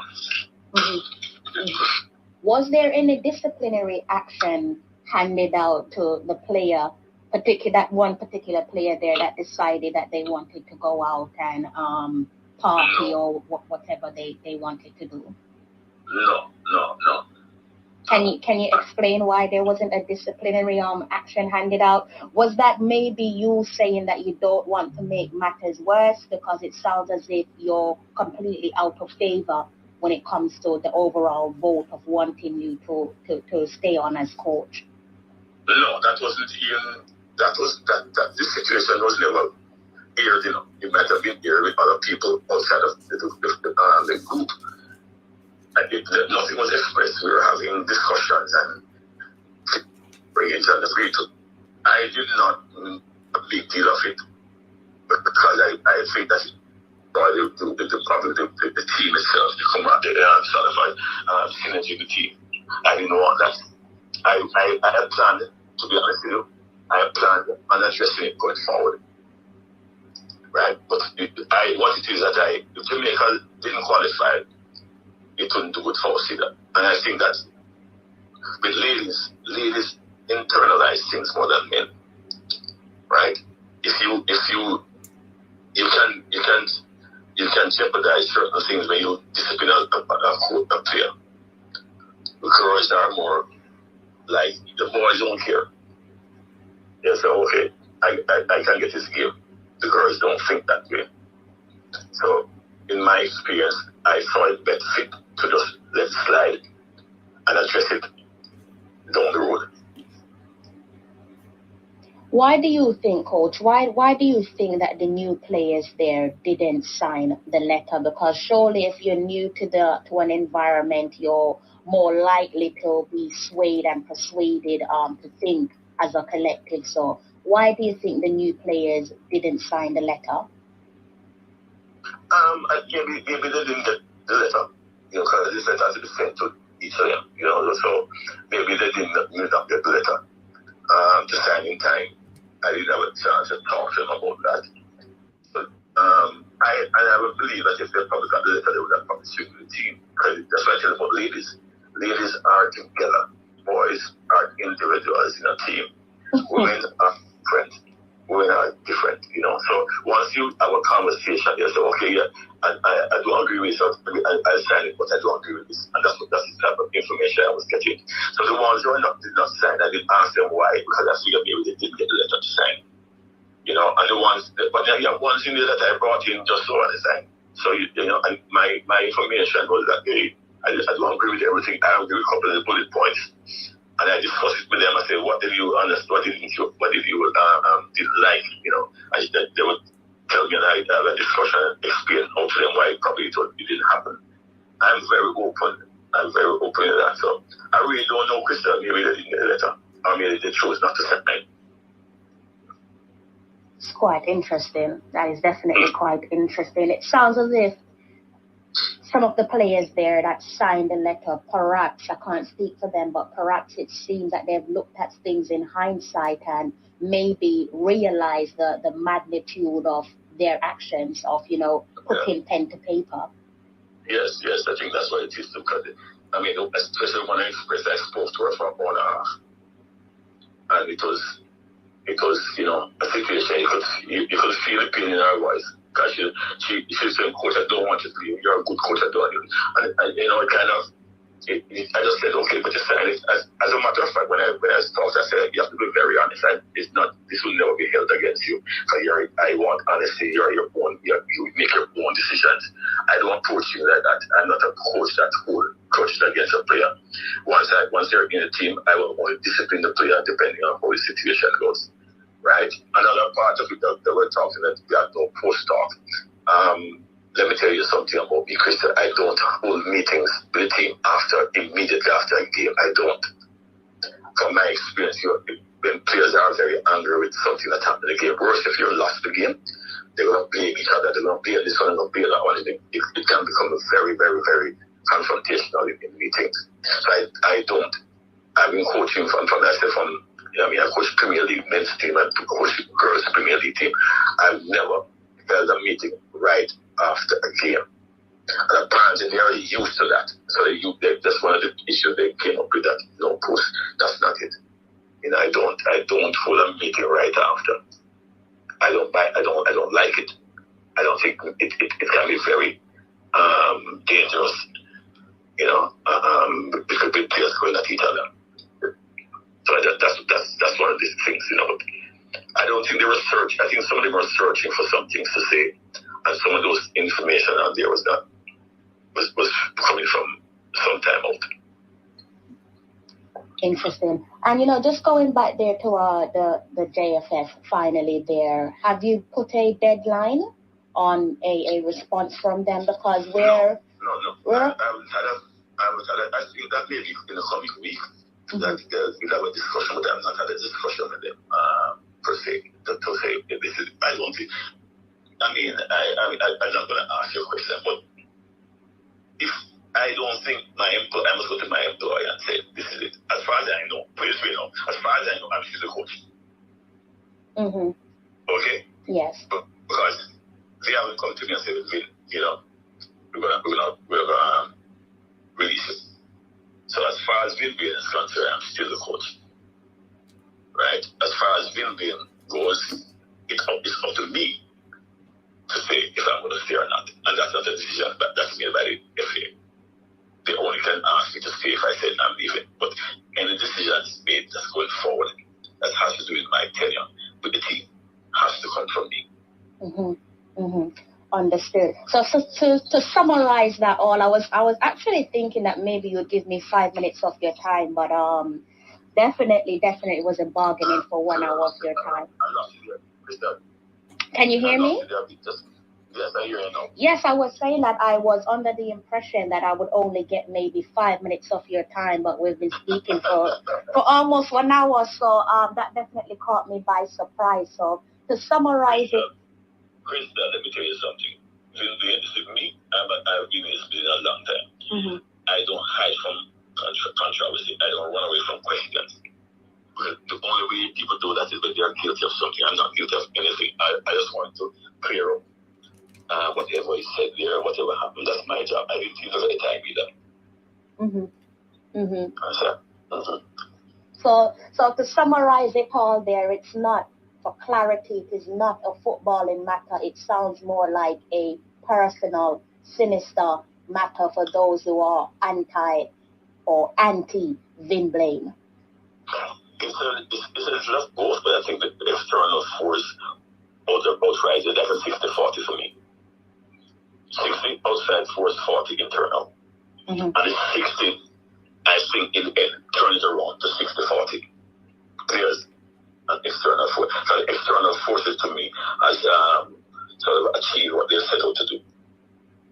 Right? And as I said before the thing started, you see, if this thing came up during the tournament, I could understand. But I have evidence that it started from the day my name was put there before we even kick a ball. I have evidence, good evidence. I'm not just speculating, I'm not just assuming anything. I have good evidence of these things happening. I have evidence of meetings that I've had that have been questioned about staff. Right? I have evidence of people saying the stupidness about recovery. I have good evidence of the player going out, their bag on her shoulder going out. Right? I have all those things in place. I have good evidence of coaching sessions taking place, and I'm standing and watching and see players criticizing and moving around and not wanting to do what they're being told. Right? And that is subjective. That to me, if a player doesn't like certain things, you're there to train. Right? Did anyone see, if we did all those things, did anyone see the game and did the girls play well? Did they achieve what they were supposed to achieve without any coaching then? Right? The decision that I made to make the team better, was it a decision by the players, or was it Vin Blaine or the coaching staff that made those decisions? I've made decisions that have been criticized by the outside coaches that were there before. I know that as a fact. And I had to live through that for the entire 4 games.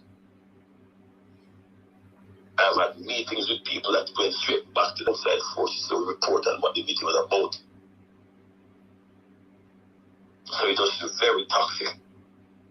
And my personality at the time, I'm not one to come out and make noise and carry on. If this didn't come here, nobody would know. If this didn't reach this point, not a soul would know anything. Because I'm not going to go there and air my dirty laundry in the public. The team is important that we start doing that you can destroy the team. So if some of these girls didn't agree and they come on board and the other side not coming on board, it's going to be dangerous.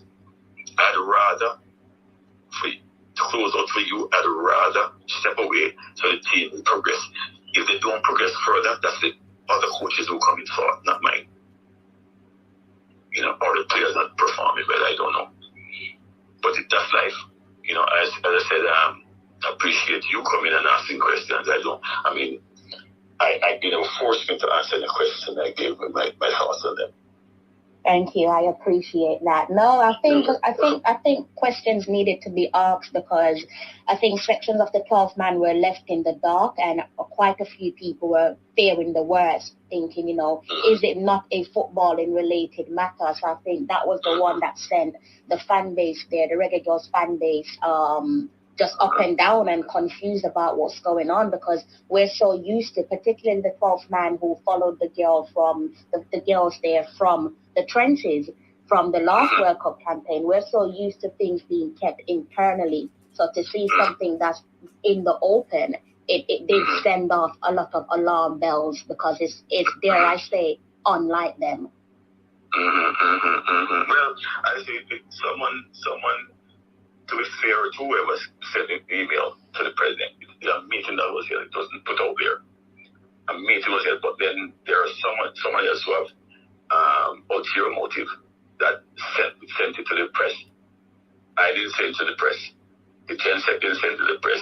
Now the people, I don't believe the people who sent the letter sent it to the press. I don't believe so. I don't think so. As much as it is, I think they went about it the right way. Right? The girls went about it the right way. And I can't fault them for that. I'll go behind them and support that. If I had a problem, I'd send it to my president too. Right? It's a little bit different than what happened in the past. In the past, everything was out in the book, like everything was attacking the JFF. But I think the process was done correctly.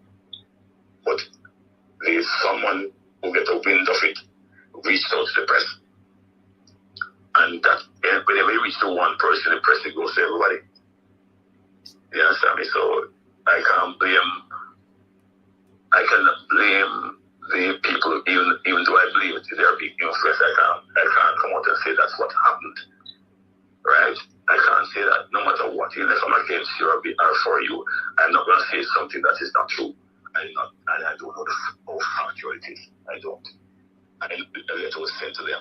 A meeting was held. That's what I heard. A meeting was held.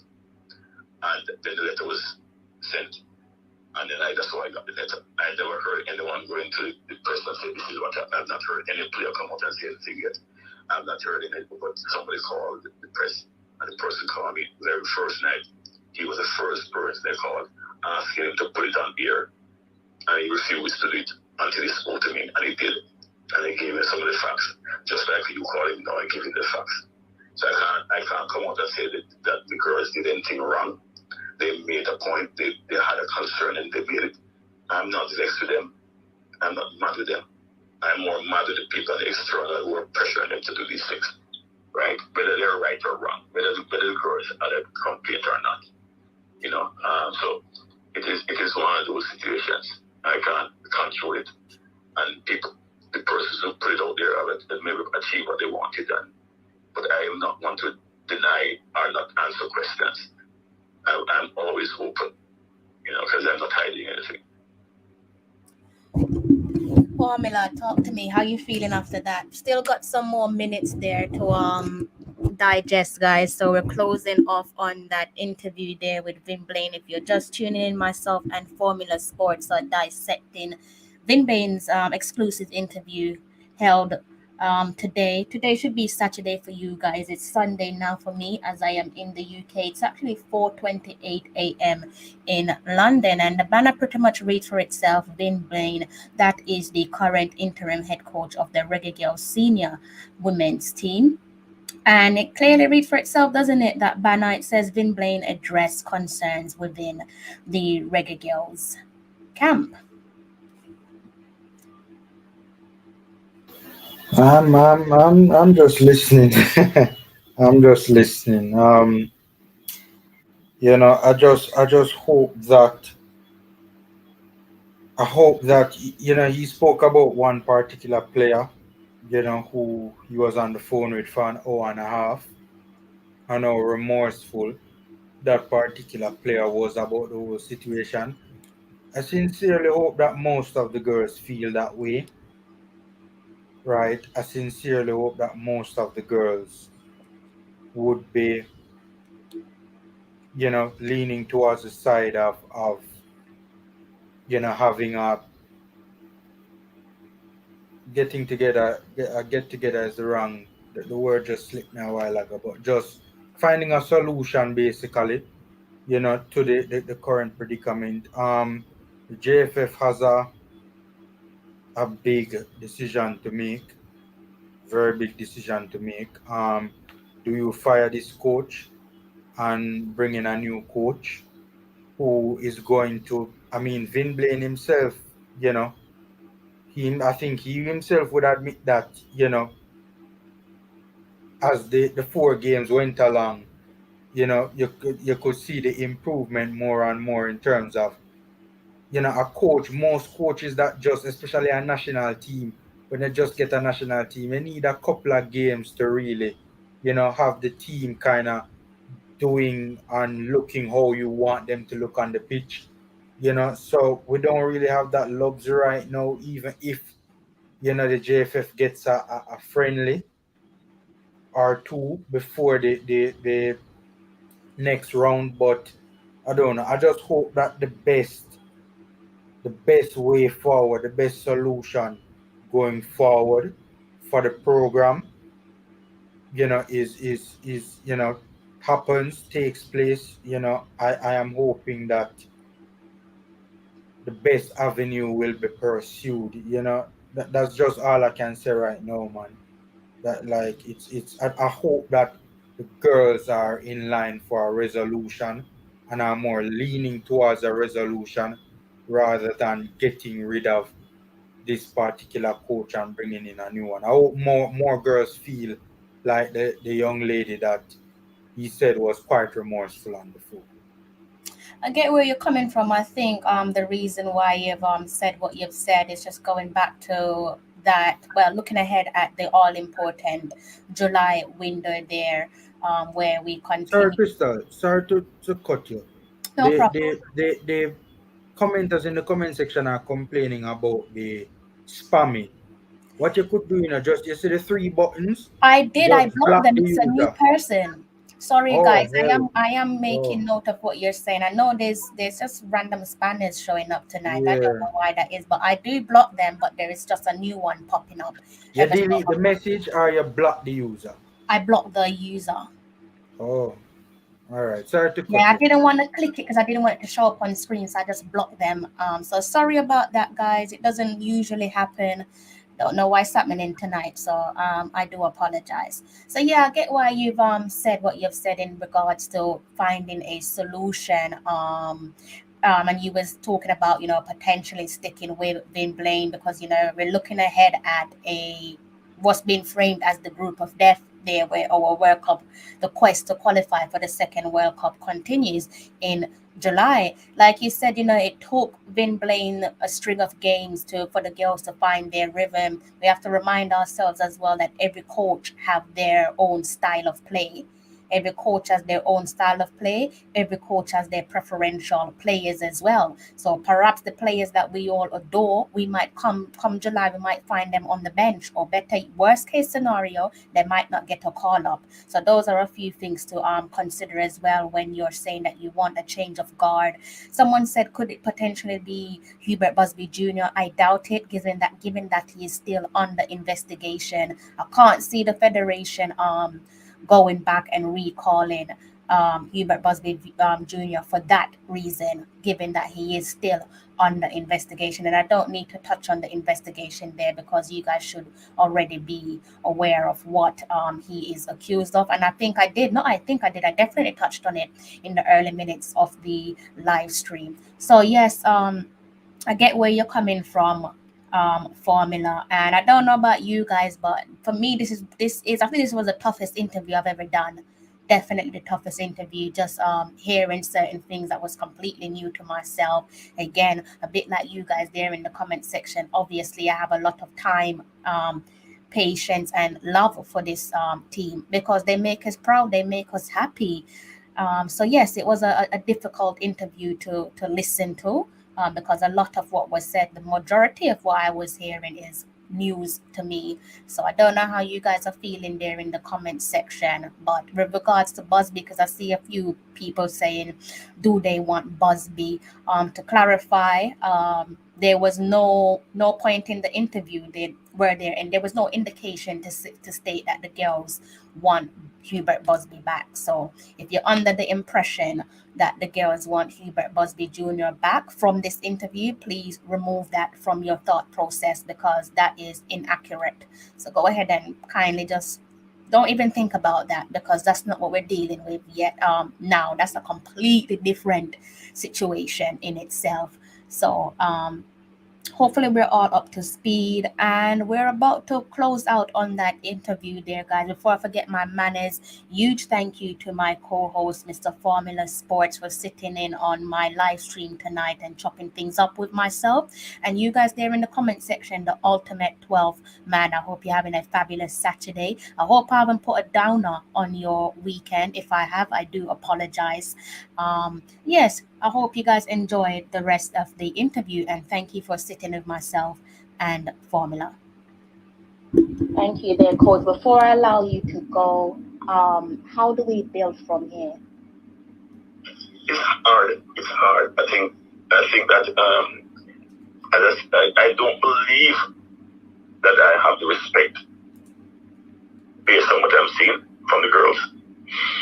Not all either. I've good relationships with a lot of them, but you just want one bad apple, and who can influence. I don't think that is a real problem. I don't think so. I think we should be more worried about the opponents than the girls coming together. Whether I am there, because the girls are going to play, although they might not like what we're doing from their perspective. So I don't really worry about that. I worry more about the opponents that we're going to be facing. Because I think on the day the girls will come out and perform, they're not going to worry about anything that they've said before. I've been around it long enough to understand that. And I have coached girls long enough to understand that they're not worried about the next girl and what's happening. And they're not girls don't wish another girl to get injured for them to play. That's what women's football is about. Women's football is more of the true sport. You don't see girls faking injuries and all that. You hardly ever see that. Even at the highest level. You watch a game on TV with the girls playing. Man City, Chelsea. You don't see girls peeling over and carrying on. And you don't see people talking against the other person. I've coached long enough to know that they all come together on a day. So building from here depends on what the decisions that the FA makes, and what decision that I make as a result of that. And once they get a coach that maybe they're comfortable with, it will be okay. Interesting. You've already touched on the fact there that you have no hard feelings towards the girls. So what's your message to the 12th man who will no doubt be keeping their eyes and ears peeled for further development and a potential announcement from either yourself or the JFF, because you're in charge of your future as well? Well, whatever decision I just made, I believe that the girls will be okay. The outcome of the games is not up to me to decide or to mention. I just think that they'll get good performance from the girls. Maybe even better if I'm not there. You never know.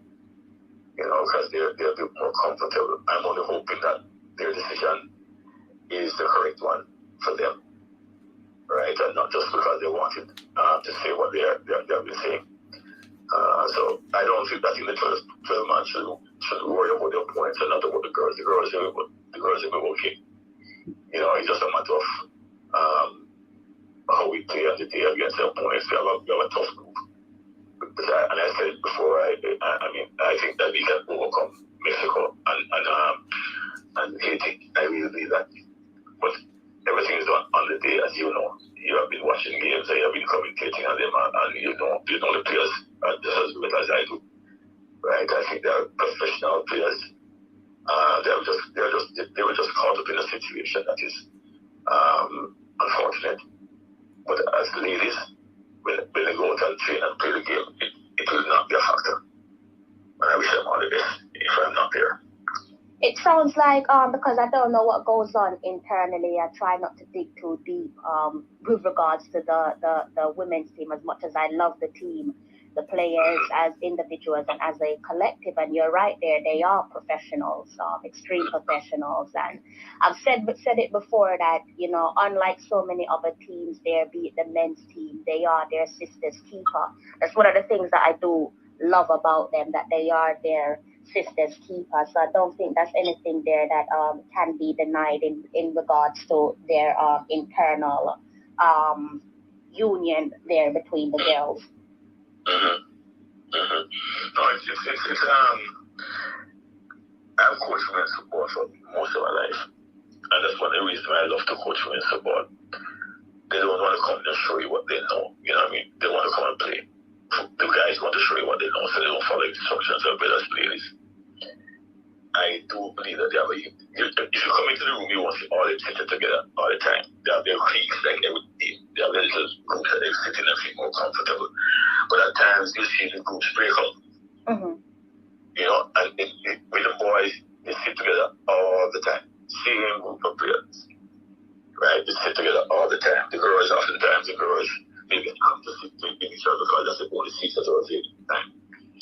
You see the sitting sits around a lot of times. Right? They are a good bunch of girls, they're good players. Right? And I repeat, I just believe that they were caught up in an environment that is actually toxic. And I think it created a lot of problems inside for us as coaches. You know, when other staff members undermine the program. You know, and then, you know, it's kind of hard not to buy into the last people that you're even doing, you know? Yes. Very hard. Very hard. Yes. Coach, do the girls have an advisor, be it internally or externally? I think that one externally, or a couple.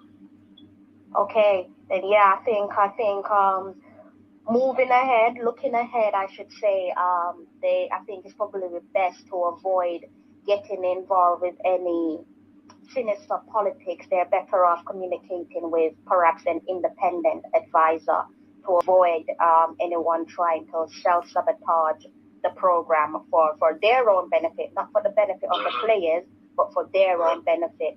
Because for me, it's quite mind-blowing how you would want to disrupt something that's giving you the results. Because just generally speaking, football is about results. It's about results, and the results that every fan wants and every player wants, and I presume coaches as well, is to win. So to want to disrupt that, you can't say that you are a patriot. And if you're not a patriot, then you definitely don't have the girls' interests at heart. So I think going forward, the girls most certainly need to have an independent advisor that's perhaps separate, no disrespect to the federation. I'm not blaming them for nothing, but separate from the federation. Just someone that they can run issues by before they take it any further. Because sometimes it's better to speak to an outsider that has no connection to the team or the federation, because they see things clearly, they see things differently, as opposed to those who have sinister motives. So that was one of the things that I touched on my program some weeks ago. Someone asked, are you concerned about the players? And I said, no, I think that they have a good sisterhood there. They are their sister's keeper. They have each other's back. But my only worry, and I said this just some weeks ago, that my only worry was whether or not when internal problems arise, whether or not it will be made public. And I did say, that if I were them, because the Reggae Girls, it's not like 4 years ago, the attention has been multiplied, largely multiplied. So everything that they say now, even if it's a whisper, is amplified because there's more attention on them. So they have to remind themselves that not everyone has your best interest at heart, and it is in your best interest, always your best interest as a player or as a collective, to be tight-lipped, especially when it comes to internal issues, because there will be people there with ulterior motives that don't align with what you're trying to achieve. And I trust that all the girls want to be able to etch their names into further history to say that, Jamaica has qualified for a second successive World Cup. So if they do listen to the program, or if they end up reading the newspaper article, I just hope that they can take my bit of advice, which is to be tight-lipped in the future and find yourself an independent advisor. Because if not, you're going to have these people coming around you and they're not going to have your best interest at heart. There's no way they're going to have your best interest at heart. If you have someone's best interest at heart, you don't try to sabotage a program. A program it appeared from an outsider looking on, it appeared like all the wheels was in motion. But like with everything, if you want to play a game of Chinese whispers, you have to know that at some point, whatever message started off from the beginning, it will change when they get to the second person, the third person, and so on. So if you want to avoid such a messy situation, you need to find an external advisor that have your back, because the people that you're speaking to at the moment, they don't have your back. And even if you want to speak to some people in the media, you still have to be careful, because some people don't operate off integrity and core values. For a lot of people, it's about headlines. Which headlines is going to generate the most clicks? Which headlines is going to generate the most movement or the most interaction on your platform, or whatever it may be. So there's a lot there for the girls to think about, and in fairness to them, it's probably all new, because they've not, as great as they are, they've not been in this position before. This World Cup cycle is not like the last World Cup cycle, because like I said, the attention it has multiplied, crazy numbers. You have people who don't necessarily love women football, but they love Jamaica. And because they love Jamaica and they have a soft spot for the Reggae Girls, they want to know every last details about the Reggae Girls. And personally, I believe that there are certain things that should be kept internally, unless it's something where like you touched on, if there's something more damning like a child molestation or sexual assault, that has to be made public. But if it's something that is not of a high concern for their own benefit, you have to hold on to certain things, because not everyone has your best interest at heart. And that's just the world that we live in, unfortunately. Formula, what you thinking? I am just I I am did just warn you. I did warn you that it's a lot to digest. yeah. No, I mean look, first of all, I'm gonna big you up it, because this was a very rough big up Crystal, guys. Come on. Hit the like button for Crystal, because this was Crystal the top journalist in all our glory. Crystal the top journalist, basically showing everybody says she's a top journalist. I thought your interviews were, I thought this interview was just, and I mean, generally speaking, you do great interviews, Thank but you. you really have to be commended for this one. To keep or to give Reggae Girls fans a more clear idea as to how is it looking behind the scenes in terms of this particular issue.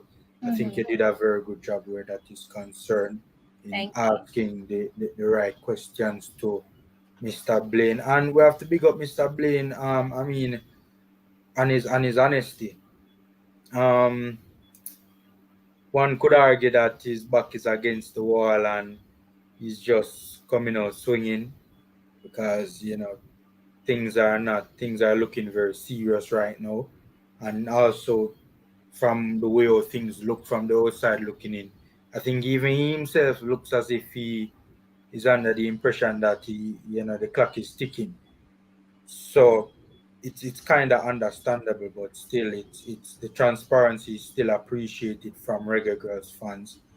I just hope that this issue can be resolved as quickly as possible. Whatever that resolution is, whatever that resolution looks like, whether it's Vin staying or Vin going, you know, obviously the girls would have to be prioritized in terms of, what they are fully, comfortable with, so to speak. I think that is very important that the JFF speaks to every single Reggae Girl. I don't know how that would look if they would do it as a collective on some Zoom call or individually. but the girls definitely need to be consulted with to find out from them, you know, yes, okay, they have this letter, these concerns are have been raised, but a different it needs to be done in a different kind of in terms of a more personal setting, so to speak. If the JFF are really going to get to the meat of the matter where this is concerned and help them to better inform them to make the best decision for the Reggae Girls World Cup campaign, and it's on the line right now. But the JFF have to rise to the occasion right now and take care of this matter as best as they possibly can. Tricky scenario it be. 100%, 100%. Like I said, I am at times in that interview, I was just lost for words. It's great when you're speaking to someone and they're just quite transparent. That just kind of helped the interview to flow. And I think you guys could see that it just flowed on its own. Didn't really need to push to ask any questions. You heard Vin Blaine say very clearly that I didn't force him to answer anything. There was great transparency there with his response, in my opinion. Again, there's always two sides to every single story. So far, we've heard from the gaffer. I think even on major and traditional media, that's the route that people have gone down. For me, it's the sensible one. I'm not one to go and knock on a player's door and say to them, "Can you come and let me interview you?" Because I think that's irresponsible. Because if you do that, then I can almost say that you might not make it to the next window, to the next World Cup window. Also, depending on what you say, this is why I say as a player, you really got to be tight lipped, because you might speak purely out of emotion. You might go and shoot yourself in the foot, and you might not have to worry about a Vin Blaine. You might have to worry about the next gaffer who looks at you and think you're the tainted one, or you're the stained one. You're the rotten apple, so to speak. So again, that is the reason why I've not knocked on a player's door. And to be honest with you, I won't be knocking on their door. I think they have to have their breathing space. They have to take time out to come to reality with what's happened, with what's happening, I should say, because I don't think they've experienced this level of attention in this scenario. Maybe yes, behind closed doors, but not under this current situation. So hopefully they'll be able to get some. They definitely have some time off away from the team, because they're all back with their clubs at the moment. So hopefully they can have some downtime. Like Formula said, now is the time for the federation to step in and do their job. They're there for the reason. They're supposed to be the leader of all leaders. So hopefully they can just display some leadership there and get in touch with the players, be it via a Zoom meeting. I don't know if that's going to be. It's going to take a lot. I can't see them interviewing every single player one by one, because it would be rushed. So maybe they could do some team interviews. So maybe do some body interviews. Say if you share a room with a person, maybe you could say yes, we could do an interview together, and so on. One stone killed two birds, so to speak. But definitely they need to go and have a conversation, a closed conversation with the girls, off the record conversation with the girls, and make sure that that rat isn't present. Rodent. I don't know. Can we call them a rodent? Is that a more polite way of putting it? No, rodent is the better way to. I think rodent sound worse than rat.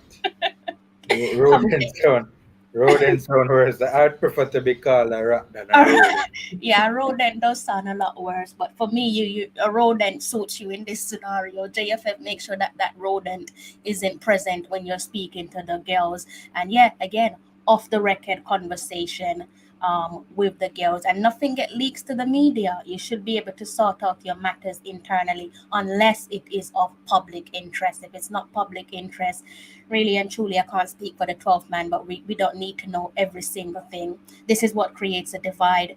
Luckily, thankfully for the girls, they are the nation's sweetheart. I don't know if that's changed a few people's opinion, but they are, up until this point, they've been the nation's sweetheart, and I would like to think that they'll continue to be the nation's sweetheart, have the 12th man behind them. But like I said, yeah, I personally think, taking everything into consideration of what Vin Blaine have said, they need to get their own personal Reggae Girls independent advisor. Perhaps maybe even someone who is not a football person, because you don't need to be a football person to coach or to guide someone into making the right decision. And again, it can't be someone who has close ties to the federation because there's conflict of interest. It can't be a past coach, conflict of interest. So it needs to be someone who is totally brand new, don't have a clue what's going on internally, so that they can guide you and put you on the right path, so something like this don't happen again. But yeah, I don't know how you guys are feeling there in the comment section. It is 5 to 5. You heard that correct, guys. 5 minutes to 5 here in the UK. Well, Guys, smash the like button for Crystal. Yes, and them things that Crystal have to endure for give you guys this, It like Crystal should be in her bed resting peacefully, and Crystal is here trying to keep Reggae Girls fans informed. Come on, man, hit the like button for Crystal. I was gonna say I'm not gonna be here today, meaning because I'm already into Sunday, but that would be a huge lie because I will be back doing another live stream later on in the day, and I hope you guys will be back to go ahead and join me on my live stream. You know, my only rule, I didn't reiterate my rule tonight because I don't need to when I'm working with someone who is trusted. But my only rule when you come onto my live stream is to be respectful to the players, the coaching staff, even if you don't like the coaching staff there, just be respectful. It's not really about solely trying to protect the players or the coaching staff. Sometimes it's a case of their family might be listening and you don't want them hearing certain personal opinions. So, and again, show respect to the guys there in the comment section. Some of you asked me to block someone, and I did. I did go ahead and block them. I realized that they made an inappropriate comment there. So again, if you're new to the platform, you might not be aware of it, but it is literally a safe space for the reggae girls. And I'd like to think for the reggae boys as well. So if you come into the comment section and your opinions don't align with the rest of us, you will be blocked because we don't want no negativity over on this side, even if we're speaking about a negative subject. Learn how to respect people and everything will be good. If you don't, unfortunately, we will be forced to kick you out of the comment section. Pamela, what's your final words there? I don't know why this. Remember this old time, long time song. Um, I'm not gonna sing it because I can't like my singing poor, but just let peace reign. You know, let peace reign for all mankind. Tired of the war and crime. Let peace reign, man. Let peace reign. Seriously though, it's the only thing I can say is it's kind of very unfortunate that we're having this live right now. It's kind of very unfortunate, that's all I can say. I was just looking for straight positivity going into the final round. Well, it isn't the final round, but the next round that determines who qualifies. Hopefully the girls, though, hopefully the program can come together. Hopefully the next steps are crucial, pivotal. Hopefully the next steps are the right steps and can remedy the situation as best as possible. And as best as possible, we can have a smooth, uh, uh, a pathway into the next round as best as possible. That's the best I can say.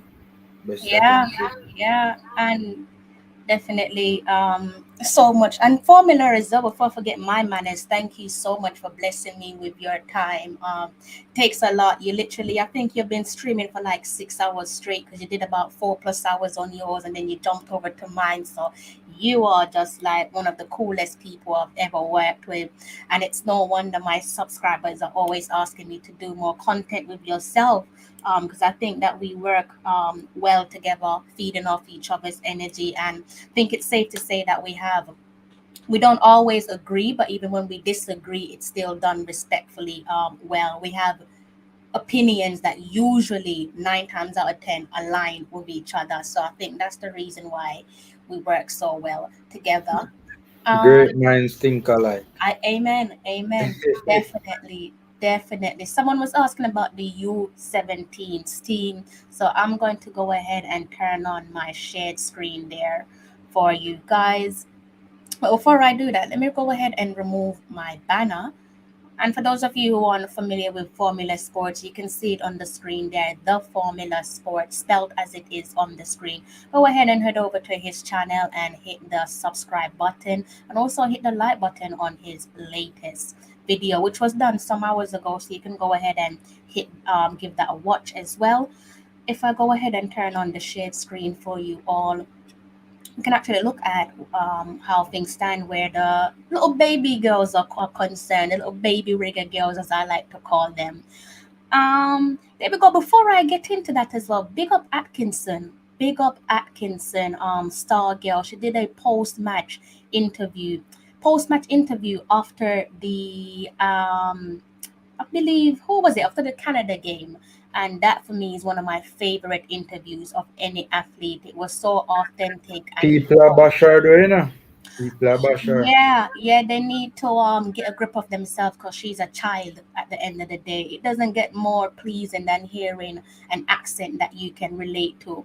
And I'm pretty sure that little girls in Jamaica and across the diaspora, when they hear an authentically speaking Atkinson with that accent there, I'm pretty sure she would be inspiring young girls to say that they want to play football just like her. A lot of the grown adults out there that are bashing her, you yourself probably struggle to articulate yourself. You probably can't even count past five, but you're busy making fun of a youngster. It's not a good look. And also remind yourself that English is not our first language. So you're probably asking her to speak standard English. That's not us. Be proud of who you are. Be proud of of where you're from. It seems to me that a young Atkinson is more proud of who she is and where she's from in comparison to some of you fully grown adults. So some of you need to find a mirror and look in it and get off her back. Like I said, she's a child. Make her feel welcome. You never know, she might be surfing around on Twitter, because I did see some odd things on Twitter. You don't want her coming across that where her own people, fellow countrymen, compatriot are making fun of the way she talks. Like, that's not cool at all. I don't see the joke in that. But anyways, big up yourself, Atkinson. Everybody knows that you're a star. I don't even need to get into that. So someone was asking, what time is the game tomorrow? The game is actually played tonight. Say tonight, but it will be today. It will be Sunday for you guys, and 12 a.m. Monday morning if you're based in the UK. That's why it says tomorrow 12 a.m. So ignore that. That's just for me and those of us who are based in the UK. For you guys, it will be Sunday 6 p.m. I am 6 hours ahead of Jamaica. So Sunday 6 p.m. Jamaica U17s take on Cuba U17. So etch that one down in your diary. Maybe by then you probably just getting tucking into your Sunday dinner. And yeah, that should be hopefully another win. Rochelle, big up yourself, Rochelle. Big up yourself. I'm not guys, I've been a little bit quiet with you in the comment section. I do apologize. It wasn't done intentional. Let's see what you guys are saying there in the comment section.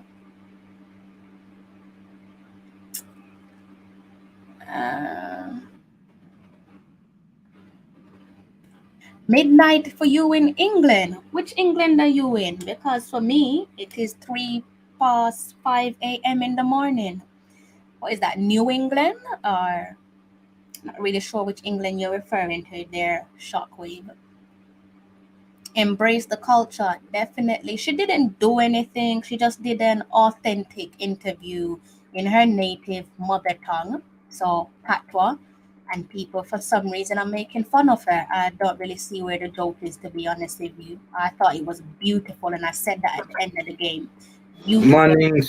Mannings, they have a drape of somebody on the show earlier, you know. Good. Manning, Good.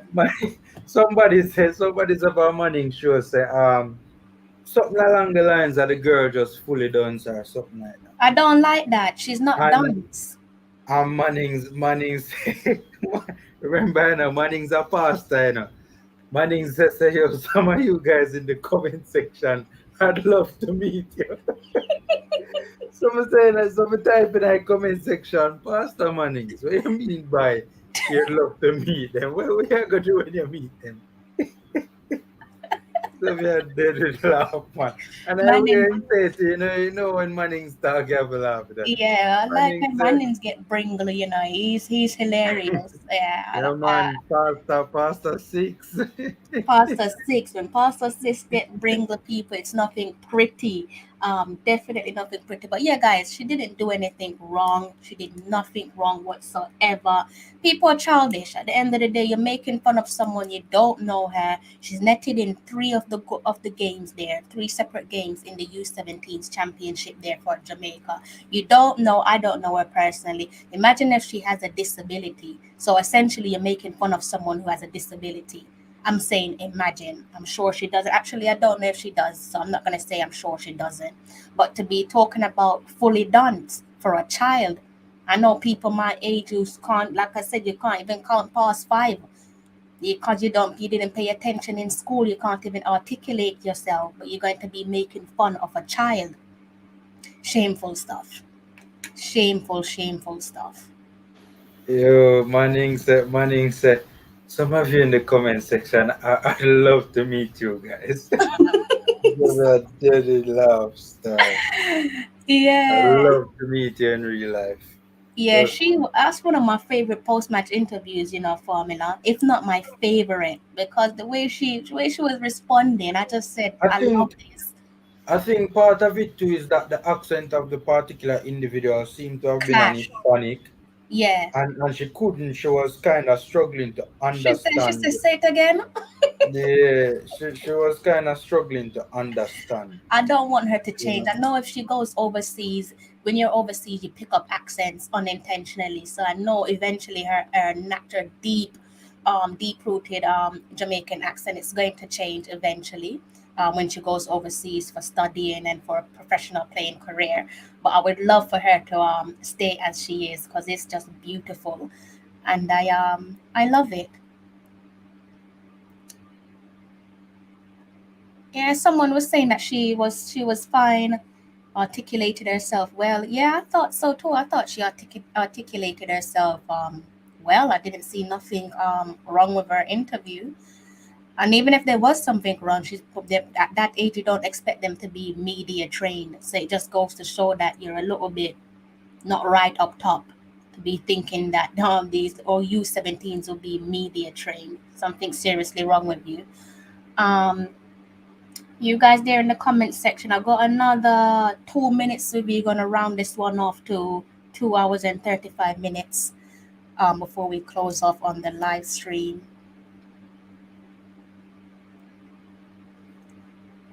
But again, Crystal, again, I think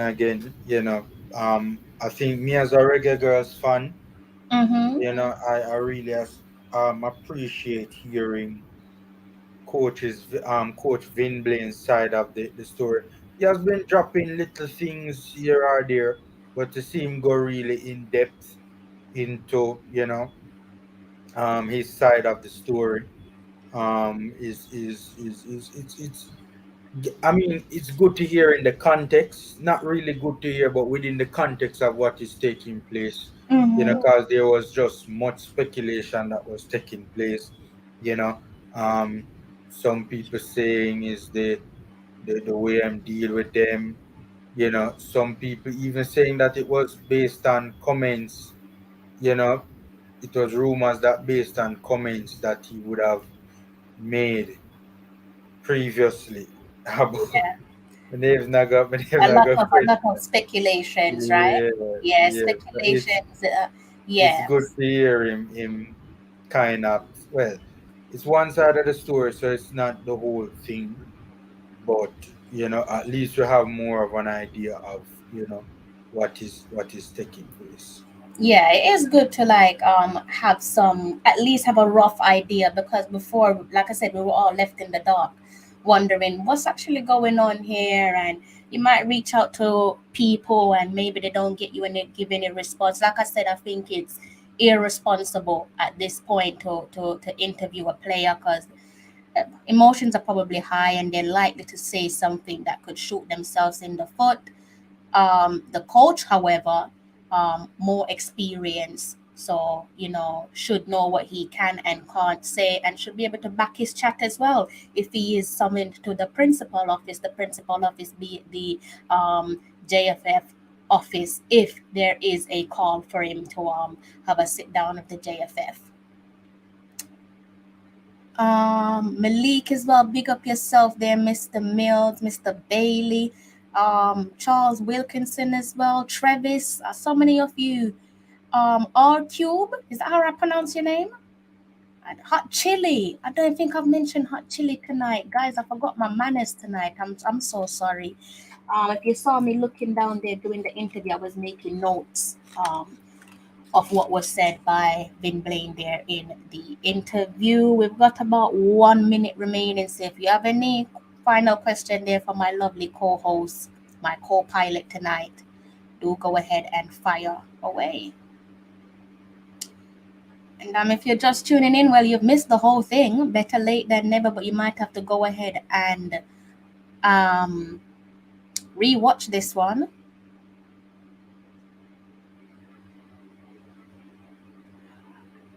Oh, Rob Smith, I didn't know you could do that. How do Yeah, I do man, if you put it in, I don't know how to do it. I've never done it. Once I block them, me not see them turn up again. Okay, I'm gonna thank you. I'm gonna I By the think way, that's Rob Smith said, my web browser turning up in the chat earlier on in that thing. Rob Smith said my web browser. Are they message them talk about with the adult oh thing where them are in the chat, the spamming, They must have say my web browser turn up in the chat. formula with his burner account. Formula next time. Oh God. Don't use your Oh burner God. account. Well, guys, see how many of you eventually hit like there. You guys are playing a hard bargain. 159 of you hit the like button. So thank you ever so much. It's been an absolute pleasure. I hope will you be doing a watching with us and Chris. Yeah, Mr. I will. I will. If Crystal will I have love me. when people I dry will. out. I Thank you, will. Charles. Thank you for asking the question that I didn't want to ask, sir. What? Why? What? Pamela, you know me and you have Crystal, to we speak like literally sit down the whole day yesterday. we did. Literally the whole day at talk. Guys, You this know, is I how ask you that's that. how the I interview. understand you. So rather than thanking me, you guys should be thanking Formula for that interview because it was him that said you need to interview Vin Blaine. And I was like, really? I don't have his number, blah blah blah. And Formula was like, you need to get his number and interview Vin Blaine. So rather than thanking me, you guys actually need to be thanking Formula because if he didn't ask for it, really and truly, I would have just been like, I'm minding my business and I'm gonna be doing live watch alongs. So you guys are Formula to thank for that one, okay? And Mr. Mills, of course you can. Of course you can. Of course you can. Definitely come on here with us tomorrow. Tomorrow is probably gonna be back to the old team. So you're probably gonna see Mr. Malik Mills, Mr. Mikey Ballin, Mr. Richard Stevens as well, and the lovely Formula Sports will be joining us as well. So keep your eyes out for that. Much appreciated there, Hot Chili. Thank you to yourself. Hope you guys have enjoyed tonight's live stream. Hope you guys enjoy the rest of your Saturday. If I do not see you tomorrow, I do hope that you guys have a lovely, lovely week.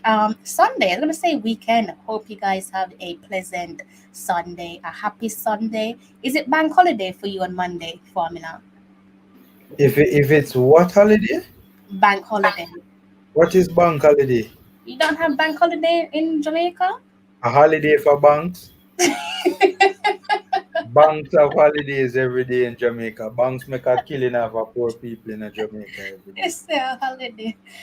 Yeah, the banks are closed on that day, but it's like, yeah, you don't, well, Every typically day it's a depending on your job, you don't go to work, basically. every day is a holiday for banks in Jamaica. They make a killing on the daily. Yeah, I'm surprised that you guys don't have bank holiday. What is that? What is that for though? What's that based on? Like Well, family, them just say bank holiday. I mean, know so that mean day off for me. I mean, I really question it. Just a holiday for banks? So basically, yeah, the banks are closed on that day. I know that refers to the fact that banking institutions typically close for business on such holidays. But like I said, there's other jobs that close down on that day as well, right? So yeah, Interesting. it's quite Interesting. nice. MPEG. Where's the need for link worm, MPEG? That's a MPEG Baba and a MPEG Baba name worm. MPEG can say how many for set an appointment to the Baba. So it's a link worm MPEG. I can let worm start it. Yeah. We need for trim for real, man. We need for trim for real. Oh, I'm laughing at what they're saying. Say, Jamaica not have no bank holiday. I can't believe Jamaica not have bank holiday. But you guys had the same holiday was. Wait, about a week or two ago, there was a holiday on a Monday. So what was that? Easter Monday. No, man, I know no Easter Monday. It was a different one. I don't remember what was that. The last holidays I can remember was Good Friday and Easter Monday. I can't believe it. Well, you guys need to go and talk to Bro God or somebody because you should be having bank holiday. It's the most honorable bro God needs to give you a new holiday. Most honorable bro God. Yeah, Rochelle. So do you have a yeah, you see, that's something like when Rochelle show up because you guys are just confusing me. Is there a public holiday on Monday then? Guys? You're actually happy. Thank God. Actually, Sir Jano, actually. You have to deal with Mr. Actually. Jaja, actually, really. I That know that is a we have Boxing Day similar. See, you guys have Labor Day. We don't have Labor Day over here. so We don't probably have Labor Day. okay, probably Labor Day is banking holiday. I don't know. I don't know. Yeah, I would say that it's yeah, basically yeah, because we don't have no Labor Day, and I always find that funny that you guys have Labor Day. We don't have no Labor Day over here. Um, every day is Christmas in Easter Monday. Yeah, maybe that was it when we both had Easter Monday. Um, all right. So guys, we've been talking for perhaps more than we needed to. Um, I'm about to close off on my live stream. Hope to see you guys here again um, later on. I say later on because I am already into my Sunday. If I don't see you here tomorrow, I do hope that you have a fabulous Sunday. And also, if you're on the road, I hope that you make it home safe and sound. If I don't see you again tomorrow, do have a lovely week when it comes. Formula, thank you again for blessing me with your time. You guys in the comment section, you're the ultimate 12th man. If you're new to the channel, do go ahead and hit the subscribe button. If you're one of my regulars, one of my Tallawahs, you know what to do. Go ahead and hit that like button. It's been a pleasure talking to you guys. Until next time, take care. I'm John Barnes, and you're watching Tallawah TV with Crystal Davis.